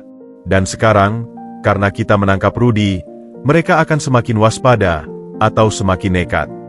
Pak Jaya mendesah. Usianya terasa lebih tua di malam itu. Rudy adalah teman lama. Aku tidak menyangka, tetapi ketamakan dan kelemahannya membuatnya jadi alat. Ia memandang Hendra. Hendra, kau dan keluargamu masih dalam bahaya. Seseorang di luar sana masih bebas, dan mereka tahu kau adalah bagian dari ini. Jadi apa yang harus kita lakukan? Tanya Hendra. Kita gunakan apa yang kita punya, jawab Pak Jaya, bangkit dari kursinya. Kita beberkan semuanya kepada Dewan Komisaris. Kita buka semua fakta, termasuk tentang mereka yang misterius. Dengan cahaya sebanyak mungkin, tikus-tikus itu akan sulit berlari. Dan ia memandang mereka semua. Kita harus bersiap. Jika mereka merasa terpojok, mereka mungkin akan melakukan serangan terakhir, bukan dengan racun tersembunyi, tapi dengan kekerasan langsung. Jerat telah dikencangkan pada satu kaki. Tapi binatang buas itu masih punya taring dan cakar, dan masih bersembunyi di dalam kegelapan. Pertempuran belum berakhir. Malahan, mungkin babak paling berbahaya baru akan dimulai.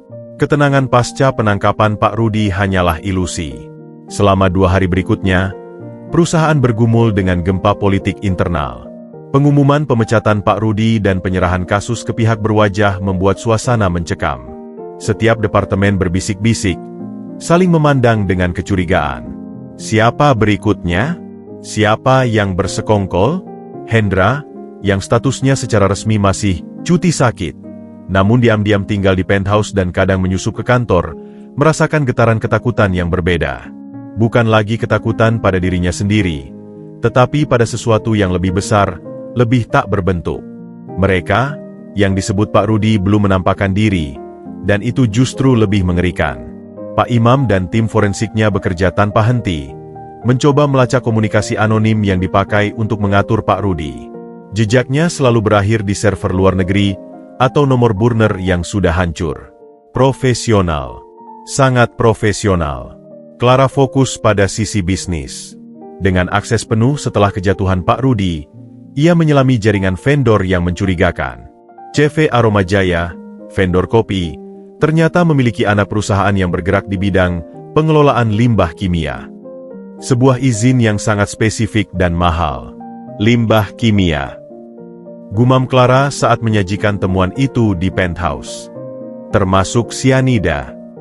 Bisa jadi, jawab Pak Imam melalui speakerphone. Tapi itu legal. Mereka punya izin mengangkut dan menetralisir. Yang ilegal adalah jika mereka mencuri stoknya atau menggunakan untuk keperluan di luar izin. Dan siapa di belakang CV? Aroma Jaya? Tanya Pak Jaya. Secara hukum, pemegang saham utama adalah seorang pengusaha bernama Ferry Wijaya. Tapi setelah ditelusuri, Ferry ini hanyalah seorang frontman. Aliran dana utama perusahaan berasal dari sebuah yayasan di Singapura. Yayasan itu dikelola oleh sebuah firma hukum yang juga menangani beberapa anggota Dewan Komisaris kita. Titik terang sekaligus jalan buntu. Keterkaitan mengarah ke Dewan Komisaris, tingkat tertinggi di perusahaan. Tapi siapa persisnya? Kita butuh bukti yang tidak terbantahkan, kata Pak Jaya. Tanpa itu, kita hanya menebak, dan mereka punya kekuatan untuk justru memecatku. Rencana pun dibuat. Mereka akan mengadakan rapat Dewan Komisaris dadakan, di mana Pak Jaya akan menyajikan semua temuan audit dan keterkaitan dengan percobaan pembunuhan. Tekanannya, memaksa si dalang di antara komisaris untuk menunjukkan diri atau membuat kesalahan. Rapat dijadwalkan besok siang. Pukul 11 pagi, sehari sebelum rapat, insiden pertama terjadi. Hendra, yang sedang berada di ruang arsip digital membantu Clara mencari dokumen pendukung, mendengar sirene meraung dari lantai bawah. Suara histeria dan langkah lari. Sebuah alarm kebakaran berbunyi nyaring di seluruh gedung. Kebakaran. Kebakaran di lantai 5. Evakuasi segera. Teriak suara dari pengeras suara. Lantai 5. Itu adalah lantai gudang arsip fisik, tempat di mana dokumen-dokumen proyek lama, termasuk yang dari era Pak Rudi, disimpan. Pengalihan, geram Clara, langsung menangkap maksudnya. Atau penghancuran bukti. Mereka berdua berlari ke tangga darurat. Asap sudah mengepul dari lantai 5, berbau plastik terbakar dan kertas. Karyawan berhamburan keluar. Tim pemadam kebakaran internal dan satpam sudah ada di sana. Dari kejauhan, Hendra melihat Pak Hari mengordinasi evakuasi. Api tampaknya berasal dari satu ruangan khusus, ruang penyimpanan arsip proyek Banyuwangi dan beberapa proyek bermasalah lainnya. Sangat spesifik. Tidak mungkin kebetulan, bisik Hendra pada Clara. Sudah pasti. Seseorang ingin dokumen-dokumen itu musnah sebelum rapat besok. Tim pemadam berhasil memadamkan api dalam 20 menit. Kerusakan terkonsentrasi di satu rak saja, tetapi cukup untuk menghanguskan puluhan map. Namun, yang menarik, sistem pemadam otomatis sprinkler di ruangan itu tidak aktif. Hanya yang di koridor yang bekerja. Disabotase, lapor Pak Hari kepada Pak Jaya yang datang dengan wajah muram. Kabel sensor panas dipotong. Dan kami menemui sisa botol kaca dan kain di sudut ruangan, kemungkinan alat pembakar sederhana dengan timer. Apakah dokumennya benar-benar hilang? Tanya Pak Jaya. Sebagian besar, ya. Tapi, Clara tersenyum tipis. Ayah, semua dokumen penting sudah saya scan dan backup ke cloud aman sejak 3 hari yang lalu, setelah percakapan dengan Pak Rudi. Arsip fisik ini hanya umpan. Pak Jaya menghela napas lega. Bagus. Tapi ini membuktikan satu hal. Dalangnya masih ada di dalam, dan punya akses untuk tahu persis lokasi dokumen dan jadwal rapat. Insiden kebakaran berhasil diatasi, tetapi menciptakan kekacauan dan menunda persiapan rapat. Namun, tim inti justru semakin yakin mereka berada di jalur yang benar. Malam harinya, insiden kedua terjadi, lebih personal dan menyeramkan. Hendra sedang sendirian di penthouse, menganalisis data vendor bersama Clara via video call, ketika tiba-tiba semua lampu padam. Total gelap. Kota di luar jendela masih berkelap-kelip, tetapi apartemen itu seperti ditelan kegelapan. Clara, listrik padam di sini, kata Hendra ke ponselnya, yang masih menyala. Di sini normal. Itu pasti hanya di unitmu. Hati-hati, Hendra. Jangan buka pintu. Suara Clara tegang. Hendra membeku. Ia mendengar suara. Bukan dari luar, tapi dari dalam apartemen. Sebuah derit kecil, seperti langkah kaki sangat pelan di atas karpet tebal. Lalu suara gesekan logam. Seseorang ada di dalam. Dengan hati-hati, Hendra meraih senter darurat kecil yang selalu ia simpan di saku. Ia tidak menyalakannya. Perlahan, ia merangkak menjauh dari posisinya di sofa, menuju dapur yang memiliki pintu servis kecil untuk laundry, jalur pelarian yang sudah ia identifikasi sebelumnya. Napasnya tertahan. Ia mendengar suara napas lain. Kasar, terburu-buru. Orang itu mencari sesuatu, atau seseorang. Tiba-tiba, ponselnya bergetar. Sebuah pesan dari nomor tak dikenal. Kami tahu kamu di dalam. Diam saja, dan kamu tidak akan terluka. Kami hanya ingin flash drive yang Clara berikan padamu. Flash drive? Clara tidak memberinya flash drive apapun. Ini jebakan. Atau mereka mencari sesuatu yang mereka kira ada padanya. Hendra tidak membalas. Ia terus merangkak. Tangannya meraba-raba dinding. Ia tiba di pintu dapur, membukanya perlahan. Deritnya nyaris tak terdengar. Dari ruang tamu, terdengar suara barang pecah. Orang itu mulai frustrasi. Hendra masuk ke dapur, mengunci pintu dari dalam. Ia meraih pisau dapur dari rak, lalu membuka pintu laundry kecil. Di luar adalah koridor servis yang gelap dan sempit. Ia melesat. Ia berlari menuju tangga darurat, turun beberapa lantai, sebelum akhirnya menelepon Pak Hari. Ada orang di penthouse. Sekarang. Dalam 10 menit, tim keamanan sudah membentuk barikade di gedung. Tetapi ketika mereka masuk ke penthouse, penjebaknya sudah menghilang, meninggalkan kekacauan, perabotan porak-poranda, laptop Clara yang diambil, dan sebuah pesan yang ditulis dengan semprotan cat di dinding kaca. Berhenti menyelidiki. Ini peringatan terakhir. Penyerbuan itu menunjukkan dua hal. Pertama, mereka tahu lokasi persembunyian amannya, yang berarti ada kebocoran informasi dari dalam tim keamanan atau dari tingkat yang sangat tinggi. Kedua, mereka mencari sesuatu yang spesifik, sebuah flash drive, yang mengindikasikan ada bukti fisik yang sangat penting yang belum mereka hancurkan. Pertemuan darurat digelar di lokasi baru, sebuah rumah aman milik kenalan Pak Jaya di pinggiran kota. Suasana suram. Laptopku hilang, tapi data terenkripsi dan ada kill switch. Sudah mati dari jarak jauh, lapor Clara. Yang penting, mereka tidak dapat apa-apa. Tapi mereka tahu tentang flash drive. Apa isi flash drive yang mereka cari? Tanya Hendra. Clara dan Pak Jaya bertukar pandang. Sebuah salinan rekaman percakapan lain, akui Pak Jaya.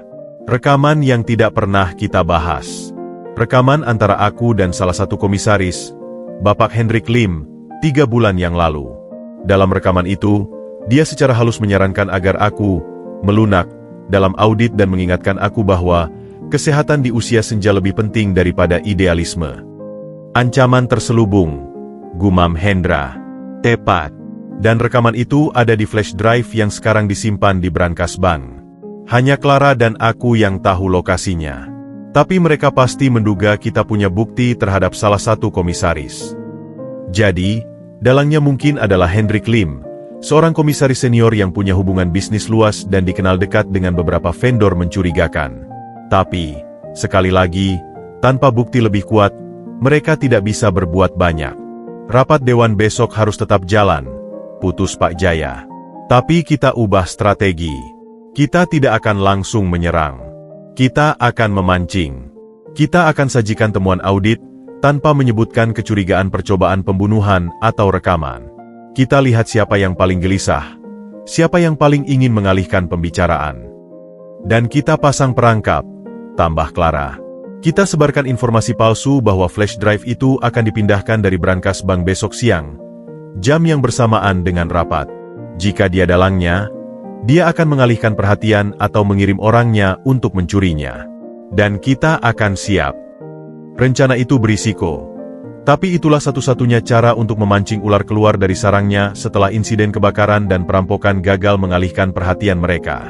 Hendra, meski masih berguncang oleh pengalaman di mata-matai di apartemen, merasa sebuah determinasi baru. Mereka diserang secara langsung. Pertahanan saja tidak cukup. Sekarang, waktunya untuk menjebak si penjebak. Pengalihan perhatian yang dilakukan musuh justru mempertajam fokus mereka. Api di arsip dan teror di kegelapan adalah tanda kepanikan. Dan kepanikan membuat orang ceroboh.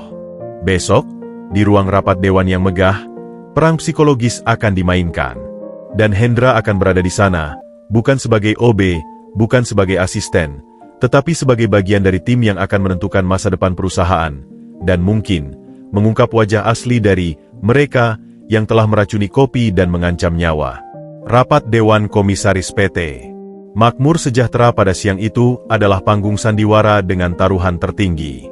Ruang rapat utama, dengan meja boardroom kayu mahoni sepanjang 10 meter dan kursi kulit hitam, dipenuhi oleh 9 orang komisaris, para pria dan wanita berambut perak dengan kekuatan yang tak terlihat namun sangat nyata.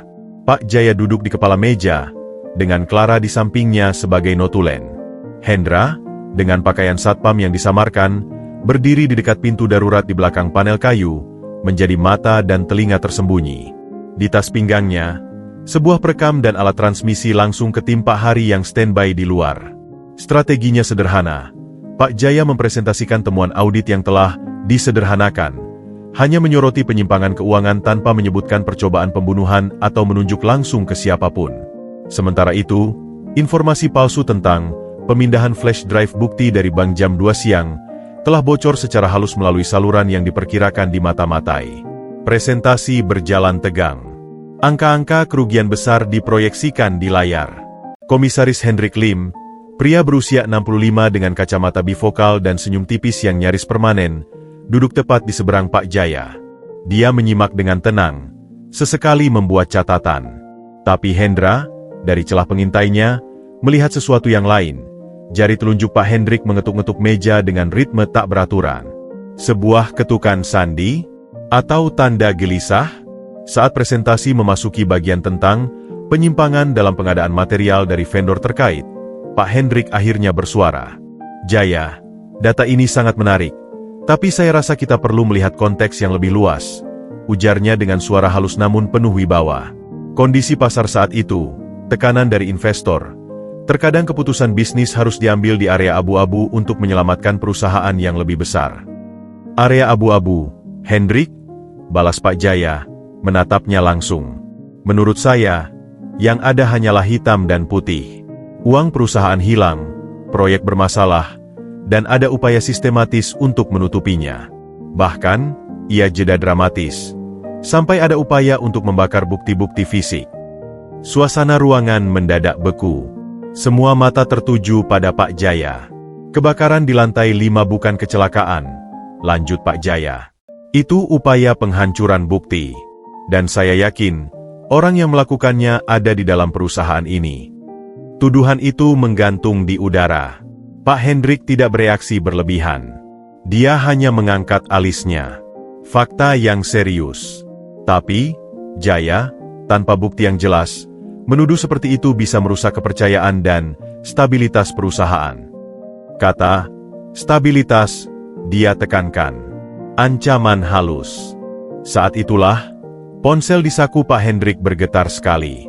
Sangat halus. Dia meliriknya sekilas, lalu senyuman tipis itu kembali muncul. Maaf, ada urusan mendesak yang harus saya konfirmasi. Bisakah kita rehat sejenak? Ini dia. Sinyal yang mereka tunggu. Jika dia terlibat, dia akan menggunakan rehat ini untuk mengonfirmasi atau memberi perintah tentang flash drive. Tentu, 5 menit, kata Pak Jaya. Pak Hendrik berdiri dan berjalan ke arah taman di balkon ruang rapat. Ponsel menempel di telinganya. Hendra, melalui perangkat komunikasi tersembunyi di telinganya, mendengar laporan dari tim pengintaian di luar. Target melakukan panggilan menuju area balkon timur. Sulit untuk dengar. Clara, yang diam-diam memantau umpan dari kamera pengintai di pot tanaman balkon, mengirimkan pesan teks ke ponsel tersembunyi Hendra. Dia memberi perintah. Amankan paket di lokasi kedua. Sekarang. Lokasi kedua itu bukan bank. Mereka telah mengantisipasi jebakan? Atau mereka punya rencana cadangan? Rapat dilanjutkan. Namun konsentrasi sudah buyar. Pak Hendrik tampak lebih tenang, bahkan agak arogan. Dia yakin rencananya berjalan. 30 menit kemudian, saat rapat hendak ditutup dengan keputusan untuk membentuk tim investigasi independen, usulan Pak Hendrik untuk mengendalikan proses, ponsel Pak Jaya berdering. Ia melihatnya, lalu wajahnya berubah. Maaf, ini penting, katanya, lalu mengangkat ponsel dan menyetel speaker. Suara Pak Hari terdengar. bernafas berat namun penuh kemenangan. Pak Jaya, kami berhasil. Kami menyergap sebuah mobil di jalan tol menuju bandara. Di dalamnya, 2 orang dan sebuah brankas portabel. Setelah dibuka paksa dengan izin polisi, isinya adalah dokumen asli proyek Banyuwangi yang hilang, catatan keuangan gelap, dan ia jeda, sebuah botol kecil berlabel KCN, kalium sianida, dengan sidik jari yang kemungkinan besar bisa dicocokkan. Semua mata di ruangan tertuju pada Pak Hendrik. Wajahnya yang tenang itu akhirnya retak, pucat, tangannya gemetar sedikit. Bagaimana? Dia bergumam. Kami tahu kamu akan mengira flash drive adalah prioritas, kata Pak Jaya, berdiri, suaranya menggema. Tapi yang sebenarnya kamu butuhkan adalah menghancurkan bukti fisik asli setelah gagal membakarnya. Kamu mengira kami fokus pada bank, jadi kamu akan memindahkan barang bukti yang sebenarnya ke tempat aman lain, mungkin untuk dibawa ke luar negeri. Tapi kami sudah mengawasi semua gerak-gerikmu dan orang-orangmu, Hendrik. Omong kosong. Ini provokasi, teriak Pak Hendrik, berdiri. Tapi aura kuasanya telah lenyap. Dia hanya tampak sebagai pria tua yang ketakutan. Sidik jari pada botol, catatan keuangan dengan tanda tanganmu, dan rekaman percakapan ancamanmu padaku 3 bulan lalu sudah cukup untuk kepolisian, kata Pak Jaya dengan tenang. Dan mereka sudah menunggu di luar. Seperti di komando, pintu ruang rapat terbuka. Beberapa polisi berseragam dan penyidik berpakaian preman masuk, dipimpin oleh seorang yang mengenakan badge. Mereka langsung menghampiri Pak Hendrik Lim. Hendrik Lim, Anda ditahan untuk diduga terlibat dalam konspirasi penggelapan dana perusahaan, percobaan pembunuhan, dan perusakan bukti. Hendrik Lim tidak melawan. Dia hanya menatap Pak Jaya dengan tatapan penuh kebencian dan kekalahan, sebelum dibawa pergi dengan tangan terborgol. 2 minggu kemudian, suasana di PT Makmur Sejahtera pelan-pelan pulih. Hendrik Lim, di balik jeruji, mulai mengungkap jaringan yang lebih luas, melibatkan beberapa pejabat dan pengusaha. Perusahaan memasuki era pembersihan dan transparansi. Di penthouse yang sama, tapi kali ini dengan cahaya matahari yang cerah menerangi ruangan, Pak Jaya mengadakan pertemuan kecil. Hendra hadir, kali ini dengan pakaian biasa, kemeja sederhana dan celana kain. Ia sudah tidak memakai seragam biru lagi. Hendra, ucap Pak Jaya, duduk di sofa menghadapinya. Perusahaan ini berhutang besar padamu. Bukan hanya karena kamu menyelamatkan nyawaku, tapi karena keberanian dan keteguhanmu membantu membersihkan sarang kejahatan ini. Hendra menunduk malu. Saya hanya melakukan apa yang saya bisa, Pak. Dan sekarang, apa yang kau inginkan? Tanya Pak Jaya. Posisi tetap sebagai asisten direktur? Atau sesuatu yang lain? Uang? Pendidikan? Hendra berpikir sejenak. Pengalaman beberapa minggu terakhir telah mengubahnya. Ia melihat dunia yang lebih kompleks, tetapi juga melihat potensi dalam dirinya yang tak ia sadari. Pak Jaya, jika boleh, saya ingin kembali ke sekolah, kuliah, tapi sambil tetap bekerja, mungkin paruh waktu, di perusahaan ini. Saya ingin belajar, agar saya bisa benar-benar berguna, bukan hanya sebagai keberuntungan. Pak Jaya tersenyum, senyum yang hangat dan tulus. Itu permintaan yang bagus. Aku akan membiayai kuliahmu, dan mencarikan posisi magang yang fleksibel di sini. Belajarlah yang baik. Perusahaan ini butuh generasi baru yang jujur dan berintegritas. Clara, yang berdiri di dekat jendela, mendekat. Dan jangan lupa, kita masih butuh mata-mata terbaik kita untuk memastikan tidak ada lagi tikus yang tersisa. Ia tersenyum, kali ini tanpa skeptisisme, hanya persahabatan. Hendra tersenyum balik. Ia merasa diterima, bukan sebagai OB, bukan sebagai pahlawan kebetulan, tetapi sebagai bagian dari sesuatu yang baru. 3 bulan kemudian, Hendra duduk di kafe kampus. Buku-buku akuntansi dasar terhampar di depannya. Di ponselnya, ada pesan dari Clara tentang perkembangan terakhir perusahaan.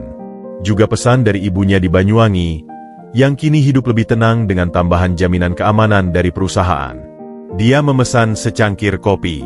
Ketika pesanan datang, untuk sesaat, tatapannya tertuju pada cairan hitam yang berasap. Ingatannya melayang ketumpahan, ketakutan, dan lorong-lorong gelap yang pernah ia lalui. Tapi kali ini, ia tersenyum. Ia mengangkat cangkirnya, menyeruput kopinya. Rasanya pahit, tetapi terasa nyata dan aman.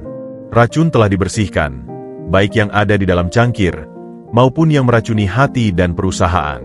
Dia tidak lagi hanya Hendra si OB miskin. Dia adalah Hendra, penyintas, pembelajar, dan bagian dari sebuah perubahan. Dan terkadang, pahlawan terbesar bukanlah mereka yang mencari petualangan, tetapi mereka yang, ketika kesalahan dan bahaya datang, memilih untuk berdiri tegak, belajar darinya, dan membantu menyaring kebenaran dari lumpur pengkhianatan. Tumpahan kopi itu bukan akhir. Itu adalah awal dari perjalanannya yang sebenarnya. Dan untuk pertama kalinya dalam hidupnya, Hendra merasa masa depannya cerah, tertulis oleh usahanya sendiri, di bawah cahaya matahari yang bebas dari awan racun.